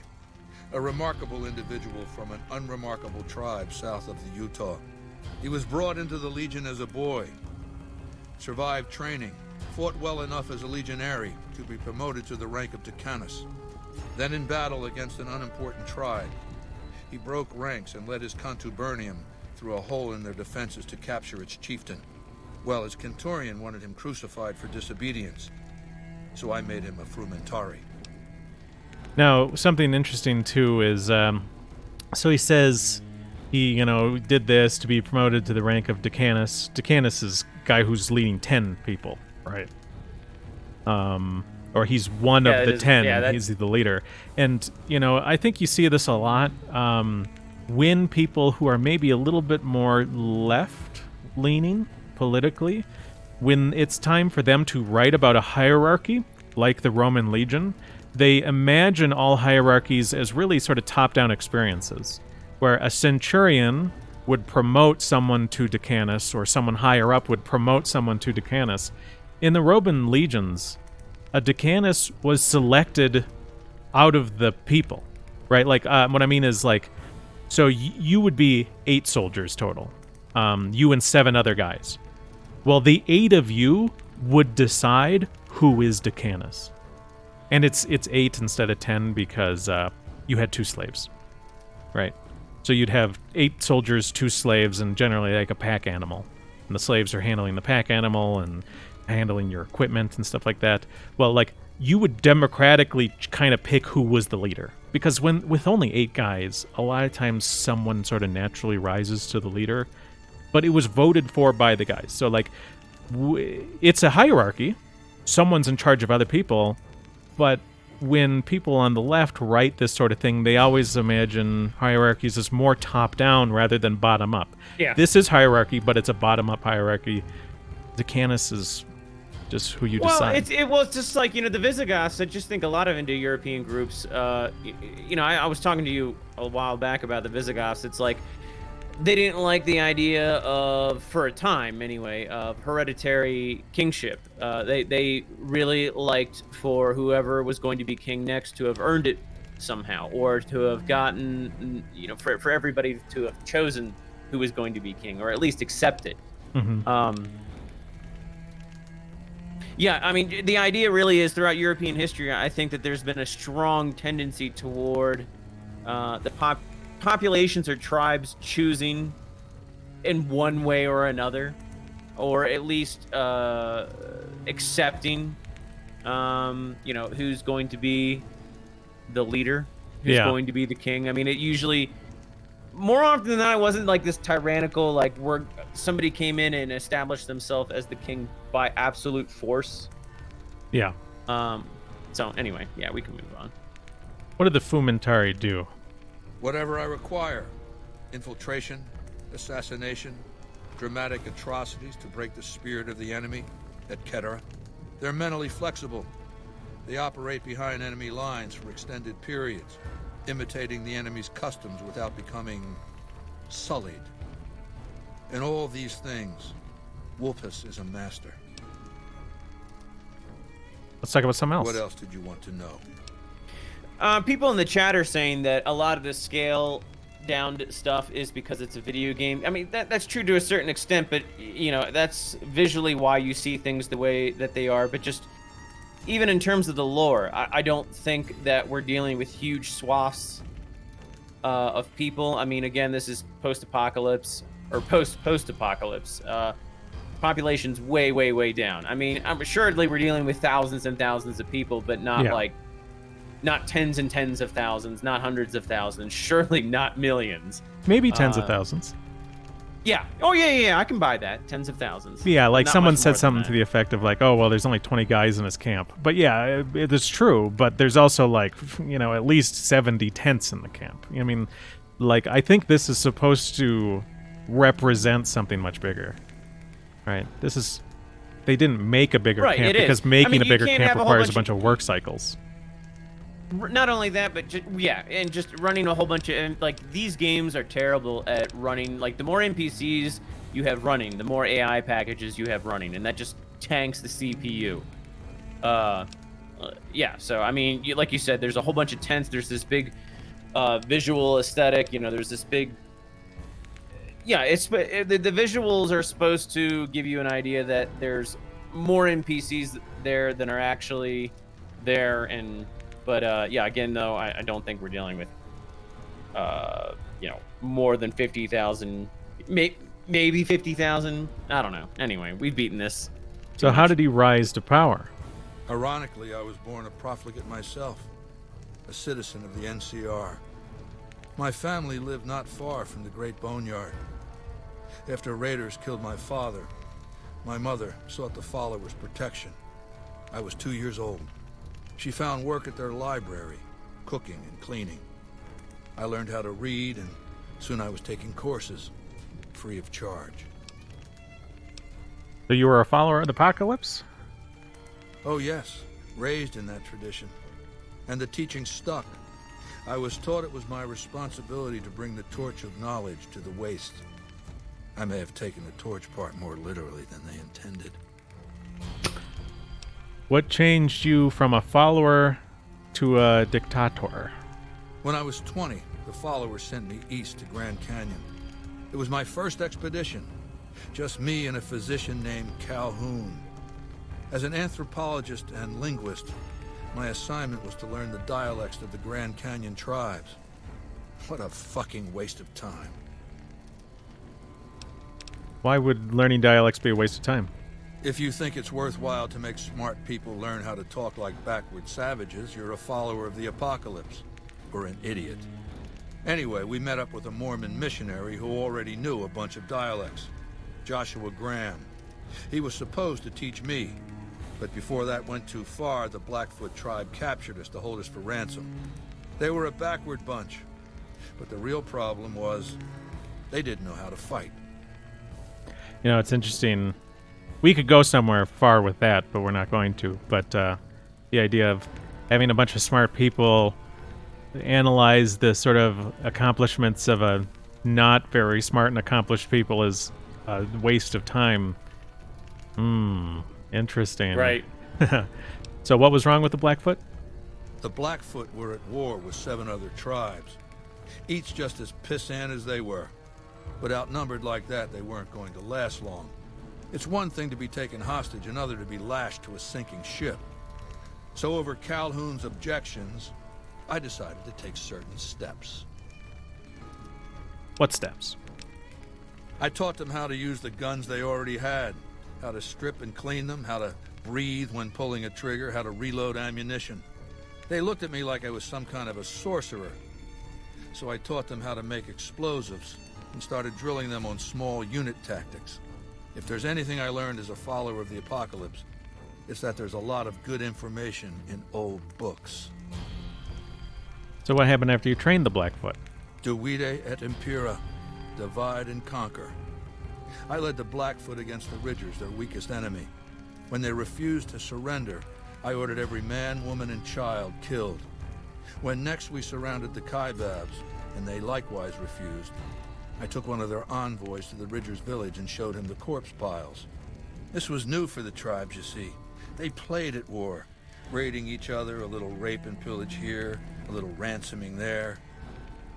I showed them total warfare. Like I said, there's a lot you can learn from old books. Yeah, like the fact that the Romans never did that. Yeah, like Julius Caesar never engaged in total warfare. Genocide. You know, Julius Caesar at times, like during the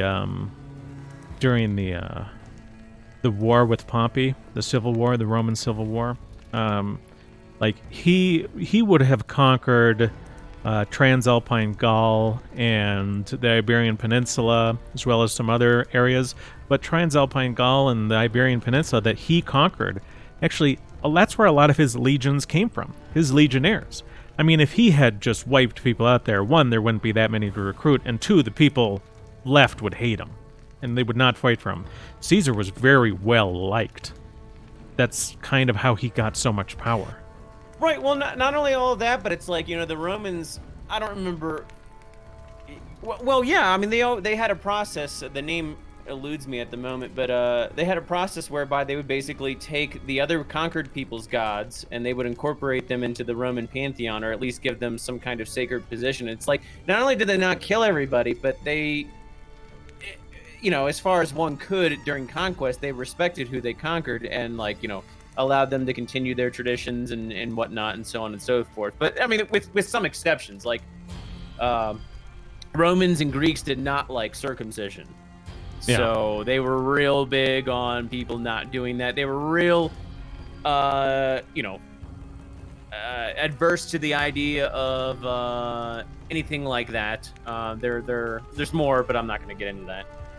Well, it's, you know, they didn't... So, you know, I talked about the whole degeneracy thing, and, you know, the Legion in this game comes and, you know, sort of wipes away the degeneracy. In real life, more so when Rome conquered you, what they did is they didn't want to disrupt your whole power structure and the way your society worked.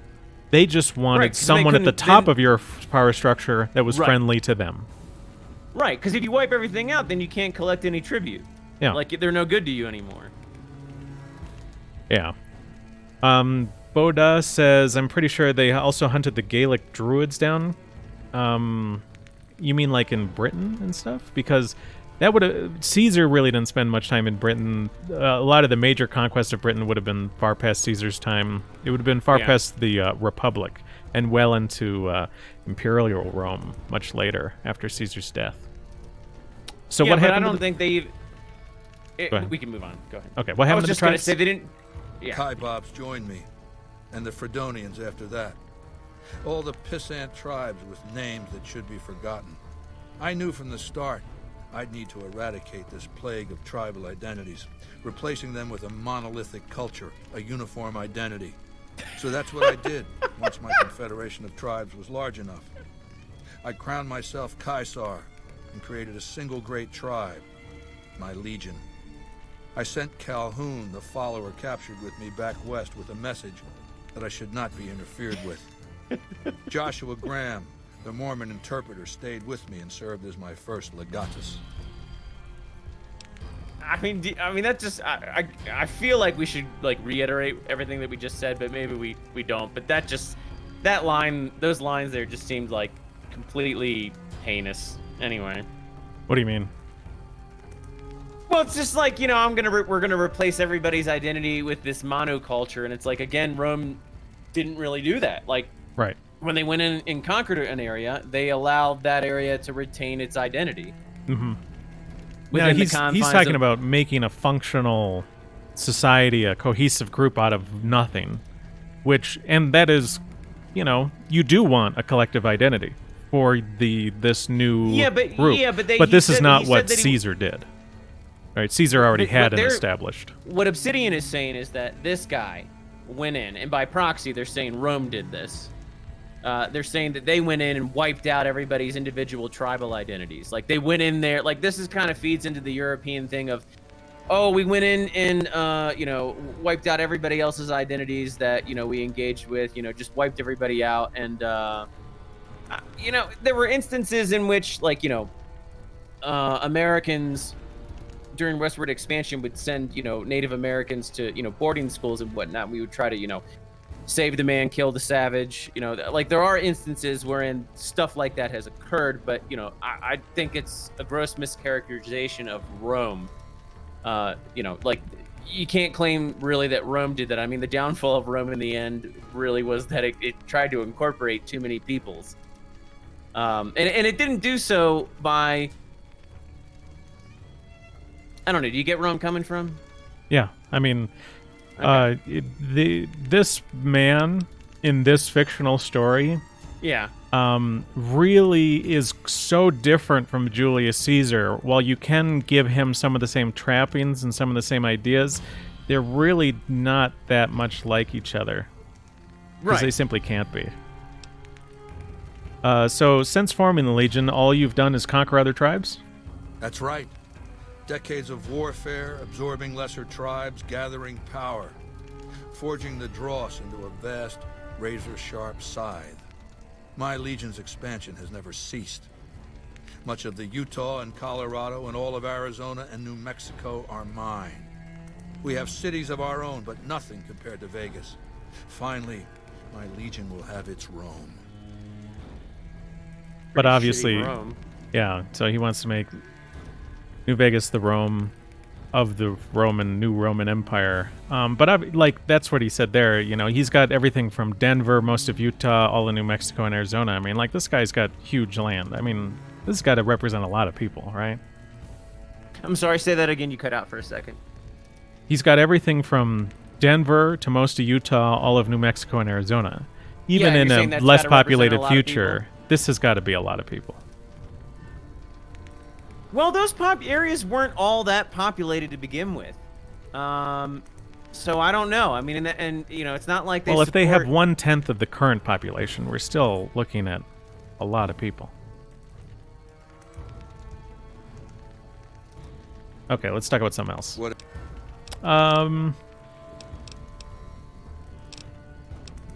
Let's ask why Caesar's Legion is so strange.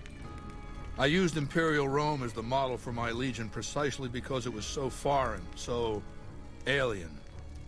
I'd seen what had become of the NCR's attempts to emulate the culture of pre-war America, the infighting, the corruption. Rome was a highly militarized autocracy that effectively integrated the foreign cultures it conquered. It dedicated its citizens to something higher than themselves, to the idea of Rome itself. In Rome, I found a template for a society equal to the challenges of the post-apocalyptic world, a society that could and would survive, a society that could prevent mankind from fracturing and destroying itself in this new world by establishing a new Pax Romana. All right, so he said a lot of stuff because, there. Yeah, he said a lot of stuff, but it's like at the beginning he kind of like did correctly caricaturize Rome, and then he kind of went off. So it's like earlier he was saying that we destroyed all the individual tribal identities, and then it's just like, oh no, we incorporated them, and you know they kind of retain their I don't know. You're probably more prepared for this than I am. Probably depends on what you mean by incorporated, you know? Like, you mean incorporate, like, wash them of their current thing and incorporate them into what you're doing? And this is where it gets confusing because he calls himself Caesar, and he talks a lot about what you would suggest is Julius Caesar, right? He talks about, later we'll see it, he talks about his Rubicon, right? Crossing his Rubicon. But he's also saying, he actually modeled his society after Imperial Rome, which would have improper started long after Julius Caesar's death. Because Julius Caesar existed, not Imperial Rome, but Republican Rome. I mean, the sense I'm really getting here is that they're kind of picking and choosing various Roman elements to fit what it is they want to convey here. So. Yeah, and some of these elements are from very long, distant time periods, and some of these elements aren't from Rome either. They're from Sparta and ancient Greece. You know, it's like they're really starting to stretch what can be coherently said. Well, let's just continue on with what he's saying for now. What does Pax Romana mean, Caesar? It means a nationalist, imperialist, totalitarian, homogenous culture that obliterates the identity of every group it conquers. What? Long-term stability at all cost. The individual has no value beyond his utility to the state, whether as an instrument of war or production. What the fuck? That was just a bunch of words smashed together. Well, it looks like someone who is a little bit more left-wing wrote that. Yeah. You know. God, I need to go back and look at this dialogue myself, like, on my own time, because some of that stuff's just... That was really... I mean, like... yeah, I mean, that definitely sounded like somebody left-wing wrote that. Just smashed a bunch of words that had ist on the end, and then added the word totalitarian, and then everybody thinks, yep, they must be really smart. These guys are evil.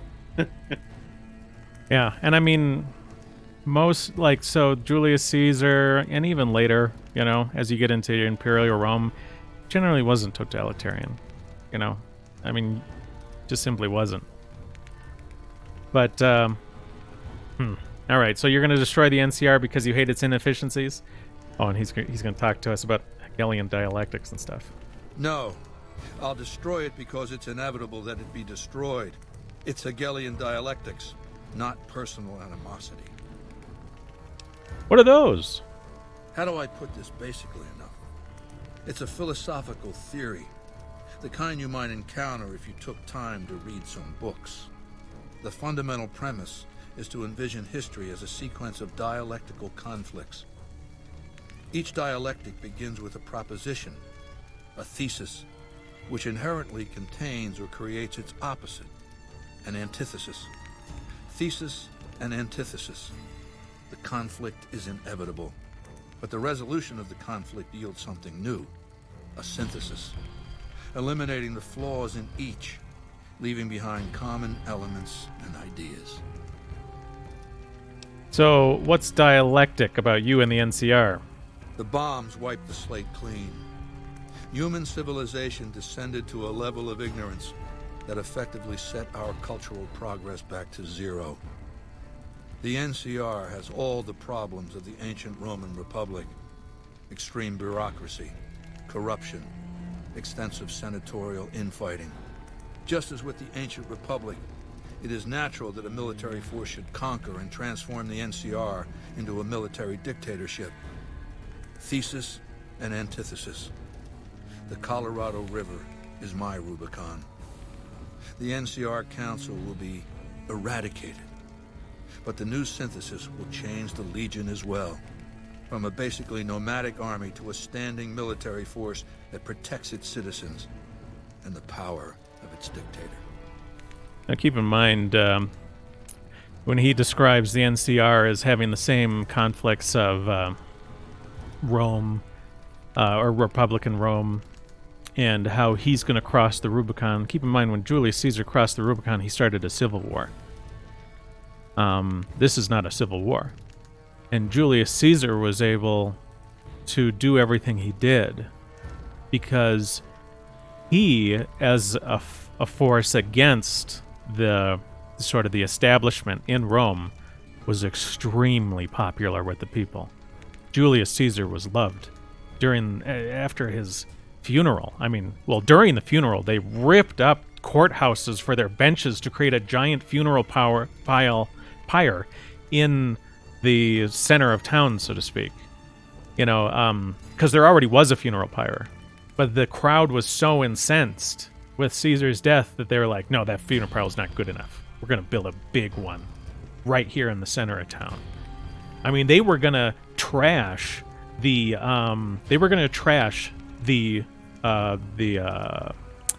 Jupiter Optimus Maximus. Like, Jupiter being like the main god in Rome, and Optimus Maximus, this greatest huge temple. They were going to trash it. And if it wasn't for Lepidus, who had brought a legion into the city to protect it, they would have. Caesar was loved. This man and what he's doing is an outside invading force, not equivalent to how Caesar conquered the Roman Republic, or we could say conquered, if Julius Caesar is the antithesis of the Roman Republican thesis, this is an entirely different dialectic that he's working in. And it isn't coherent to say that this is his Rubicon and this is the same struggle. That doesn't make any sense. It's just like, it looks outwardly similarist because they put him in Roman-looking gear, and there's a river that he crosses, but keep in mind he's already crossed that. He has soldiers over there now. It's just an important river, and that's how it's a Rubicon. Yeah, I don't have anything really to add to that, but I just keep thinking I need to go back and really look at this more, and I need to look into who wrote this. I find it difficult to figure out often. I often find it difficult to find out who exactly wrote what, because often they don't list everybody who actually had a hand in the writing. Mm-hmm. So. What else did you? Okay, let's see what else he says. I've heard rumors of your legate. Legate is a person who controls the Legion, right? Linnaeus. What's his story? Linnaeus is the greatest of my battlefield commanders. Some might call him a great man, but I'm not sure he qualifies. Oh. Once, he was the greatest warrior of the Hydebarks, a tribe of the Arizona. Maniacal in battle. Sometimes he'd ambush Legion patrols by himself. When after several months we found and surrounded the Hydebarks camp, their chieftain raised a banner of surrender. The warrior, who was not yet Linnaeus, went insane with rage. He struck down his chieftain and attacked his own tribe. Okay, seems stupid. So what happened? He killed 15 before they brought him down. He didn't die, obviously. I had him tended to. He was maimed, most of his face torn off. It was days before he regained consciousness. When he did, I went to his bedside and showed him the helmet I'd had forged to cover his face. I said he could have it if he'd fight for me. He accepted, on condition that he be allowed to kill the surviving males of his tribe. I said, make it the adult males, and you have a deal. Okay, so he's insane, and you put him in charge of your armies. Linnaeus is savage. Savagely loyal, too, but only to me. He wasn't loyal to his last tribe. He has no love for my legion. But this has its uses. He has no attachment to his men, no compunction about battlefield losses. All he cares about is destroying the enemy. When another legatus or a centurion fails to achieve results, I send Linnaeus to make things right. His first step is to beat the failed commander to death in front of his assembled troops. Then he orders the ritual of decimatio. So, I mean, I think this is really just written to make them sound more brutal. It doesn't... okay, let's get into decimation. It means decimation. But in ancient Rome, the word had a very specific meaning. A punishment for cowardice. The legionaries are lined up in ranks. Every 10th man steps forward and is beaten to death by his brothers. It instills a certain robust obedience. Now, keep in mind, Julius Caesar's obedience was due to the legion's love and admiration for Caesar. They were really not afraid of him. When Caesar was commanding his legions, he never used decimation even once. He did threaten it once, and it wasn't for cowardice. It was for mutiny. Now, the mutineers ultimately did get killed, but he didn't decimate the troops. And you'd only do that to a cohort at the biggest, but which is 480 troops. But decimation in Julius Caesar's time was basically unheard of. It was used once during the slave rebellion. What's the guy's name? I'm Spartacus. Spartacus led a slave rebellion in Rome in like 77 BC, and Crassus, I believe, put it down, and he used decimation once in it, and that was a big deal because that was the first time it was used in hundreds of years. The last time it would have been used would have been early Republic and late Roman Kingdom. And the next time it was used after that was like 17 BC. Julius Caesar had already died and had been dead for almost 30 years. If you were a soldier in Julius Caesar's army, you had nothing to fear about decimation. Caesar was not going to order you all to be beaten. Caesar inspired his troops and promised them wealth for fighting for him.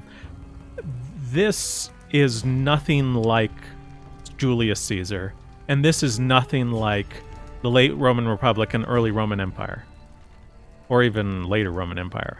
Decimation, at the end of the day, you want some ideological belief in what you're doing from your troops. I mean, look at how many men signed up after 9/11 to become soldiers of the United States. If we were decimating our soldiers, it'd be a lot harder to get people to sign up. It would be a lot harder to prevent people from going AWOL, and it just doesn't work that well. Right. That's what I was just gonna say. That eventually, after a certain point, you would expect people under this guy's command to start leaving en masse, just fleeing. Yeah, but all well said. Yeah. So this is like, I think some people imagine that you can create these hyper brutal societies and they can still be somewhat functional, but it's not true. You know, when you get to that level of brutality, things start to fall apart more commonly. Just like how we were playing Cyberpunk 2077 on American Krogan stream yesterday. You know, they're depicting this very brutal society where people are on drugs and the streets are kind of clean. Things are working too well for what they're showing. And what he's talking about, if this man existed and he was creating this, it would fall apart.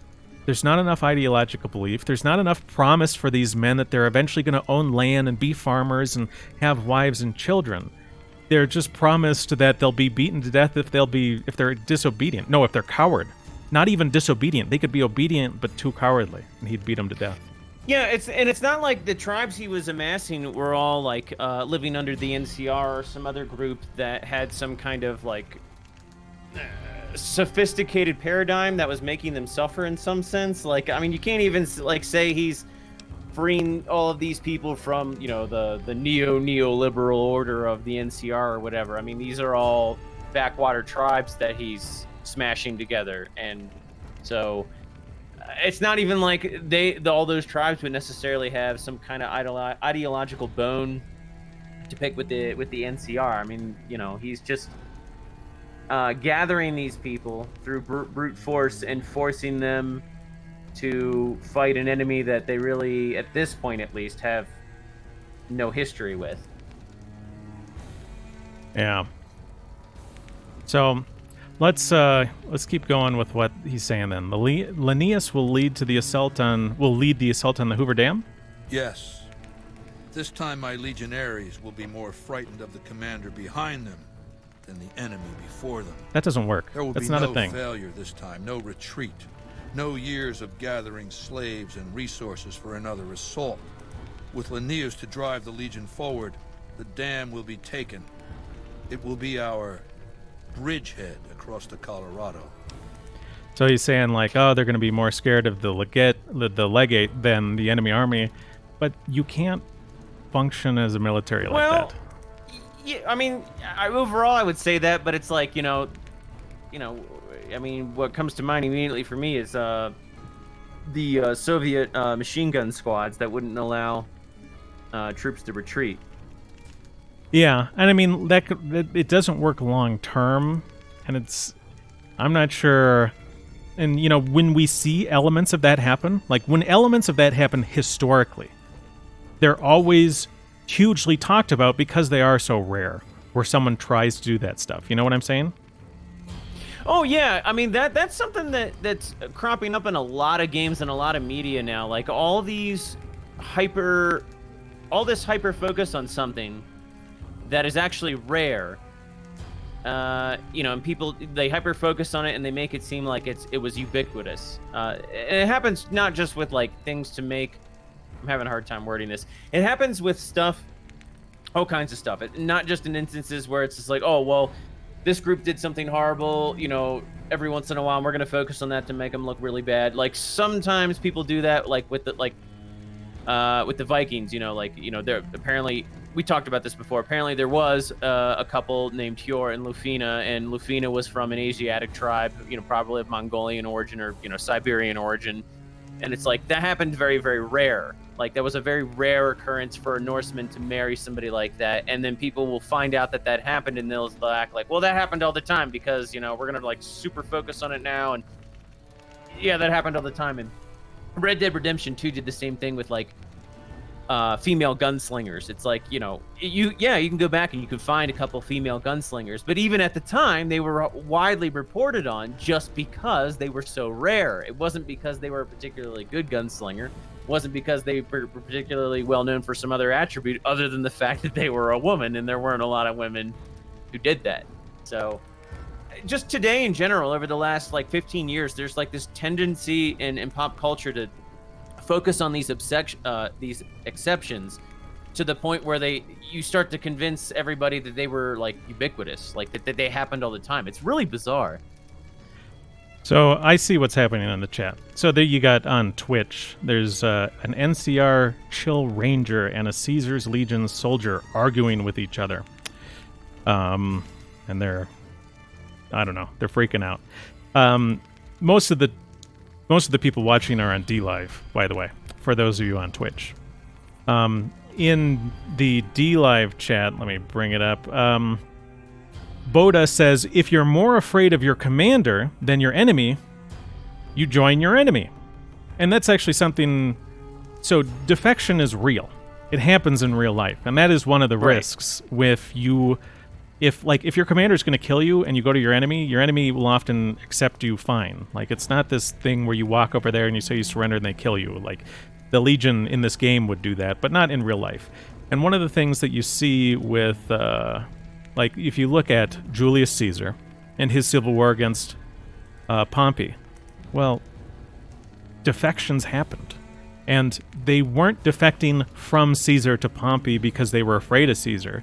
In fact, some of the defections went from Pompey to Caesar because they liked Caesar so much, right? He didn't threaten his soldiers to fight for them. He offered them riches at times, or, a good future. He offered them land, Roman citizenship potentially. But, yeah, no, he was really well liked.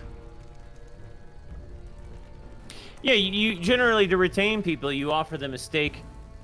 If they don't intrinsically see a stake in the future of the group, and that would usually happen by, like, extended kinship, like people usually feel the need to, well, we can move on if you're trying to go through the dialogue. I don't need to say anything.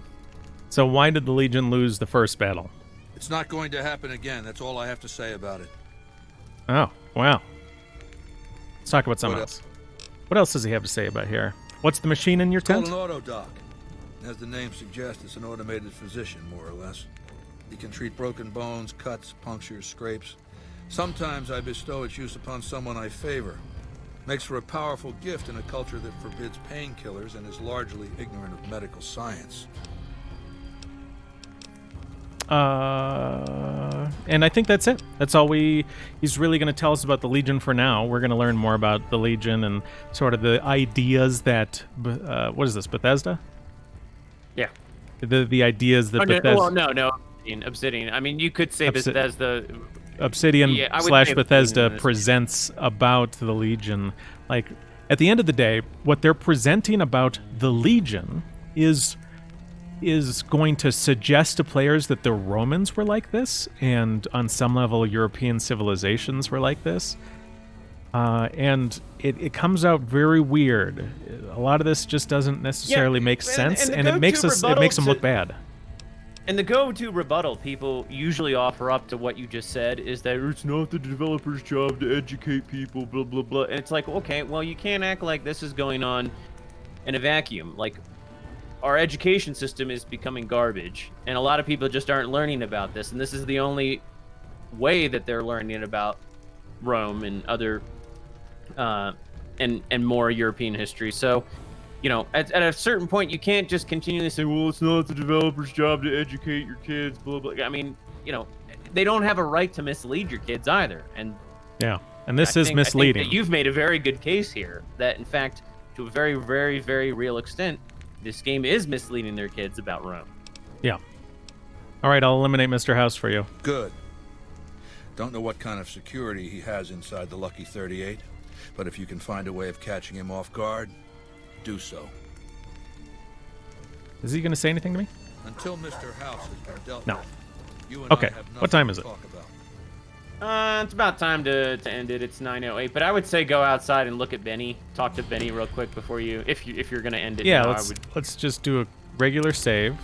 Let's go see Benny. So one of the things that happened to Julius Caesar before he became super popular is, and it was starting to sound like he was talking about the same sort of thing.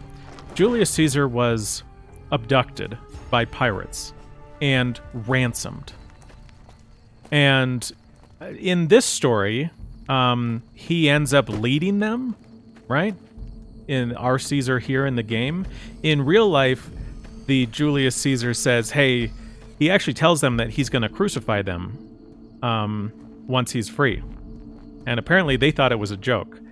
But in real life, after he got free, he eventually did go after them and he did crucify them. But again, Julius Caesar was not a super cruel guy. Crucifixion is a particularly brutal way to die. But Julius Caesar actually had them killed first and then crucified. Because crucifixion takes a long time to die. Where's Benny? Is he out here? So he had their heads, his throat slit or something before. Maybe one across the tree right. Maybe one of those. Maybe walk up this path, because he's definitely around here. Unless you have to... Boda says I missed him. He's up the hill. Yeah, I think he is up the hill.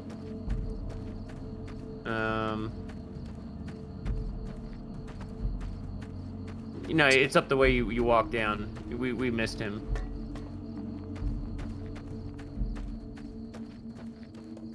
I mean, it wouldn't surprise me if the game's bugged and he should be up around this bend on the left, I think. Because you should be able to see the encampment in the background.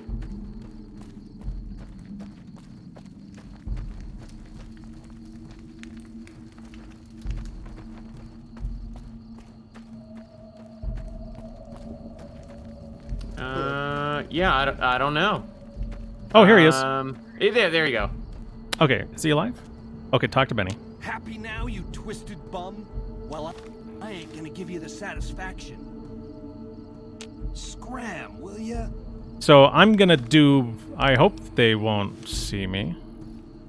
I'm gonna do more like Julius Caesar. So Julius Caesar, even for his captors, who were pirates, I mean, they were bad people. They went around hurting others.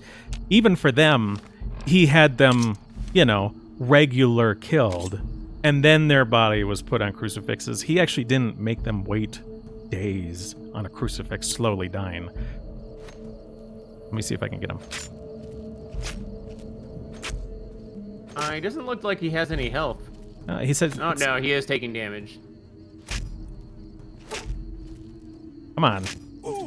Come on, Benny. It's pretty terrible. I mean, you could just console command it. I got nothing to say to you. Okay, come on. Okay. Well, he was supposed to stay up there. Whatever. Come on, Benny. Get back up there. God. Damn it. Oh, shit. Now you should take his clothes. I mean, you can keep the suit. Well, I can loot his legs for the suit. Yeah, you can. You're right. There you go. Where did it go? Oh. Where the hell? Why is it so heavy? Oh, God. Yeah, the physics in here get weird sometimes. Like the weight might be applied to one member, but not all of them. Okay. So yeah, like I said, you know, Julius Caesar, you know, it was Rome, you know, some cruelty happened, yes. But it wasn't nearly as cruel as what's being presented here. Even for pirates, bad people, right? He still killed them before. Well, and even when it them. Was that cruel, yeah. I mean, people act like it was like this, like that stands out historically. That no other peoples did anything anywhere near that gruesome. And it's like, oh my God, au contraire. Like, you know, other peoples did some pretty nasty shit on a fairly regular basis. So, yeah. Okay. Well, I think we're pretty much done for the day. Don't you think? Yeah. Well, we got to talk a lot about a lot of stuff. We got to talk about like degeneracy. What does degeneracy mean? To talk about the comparisons of Nipton and Freeside. Talked about how like while yes, the Roman legionnaires would have had slaves, the fact that Bethesda or Obsidian is choosing to represent the slaves with the soldiers as always females who are limping with overloaded packs, like. It would have more been men attending to animals, pack animals.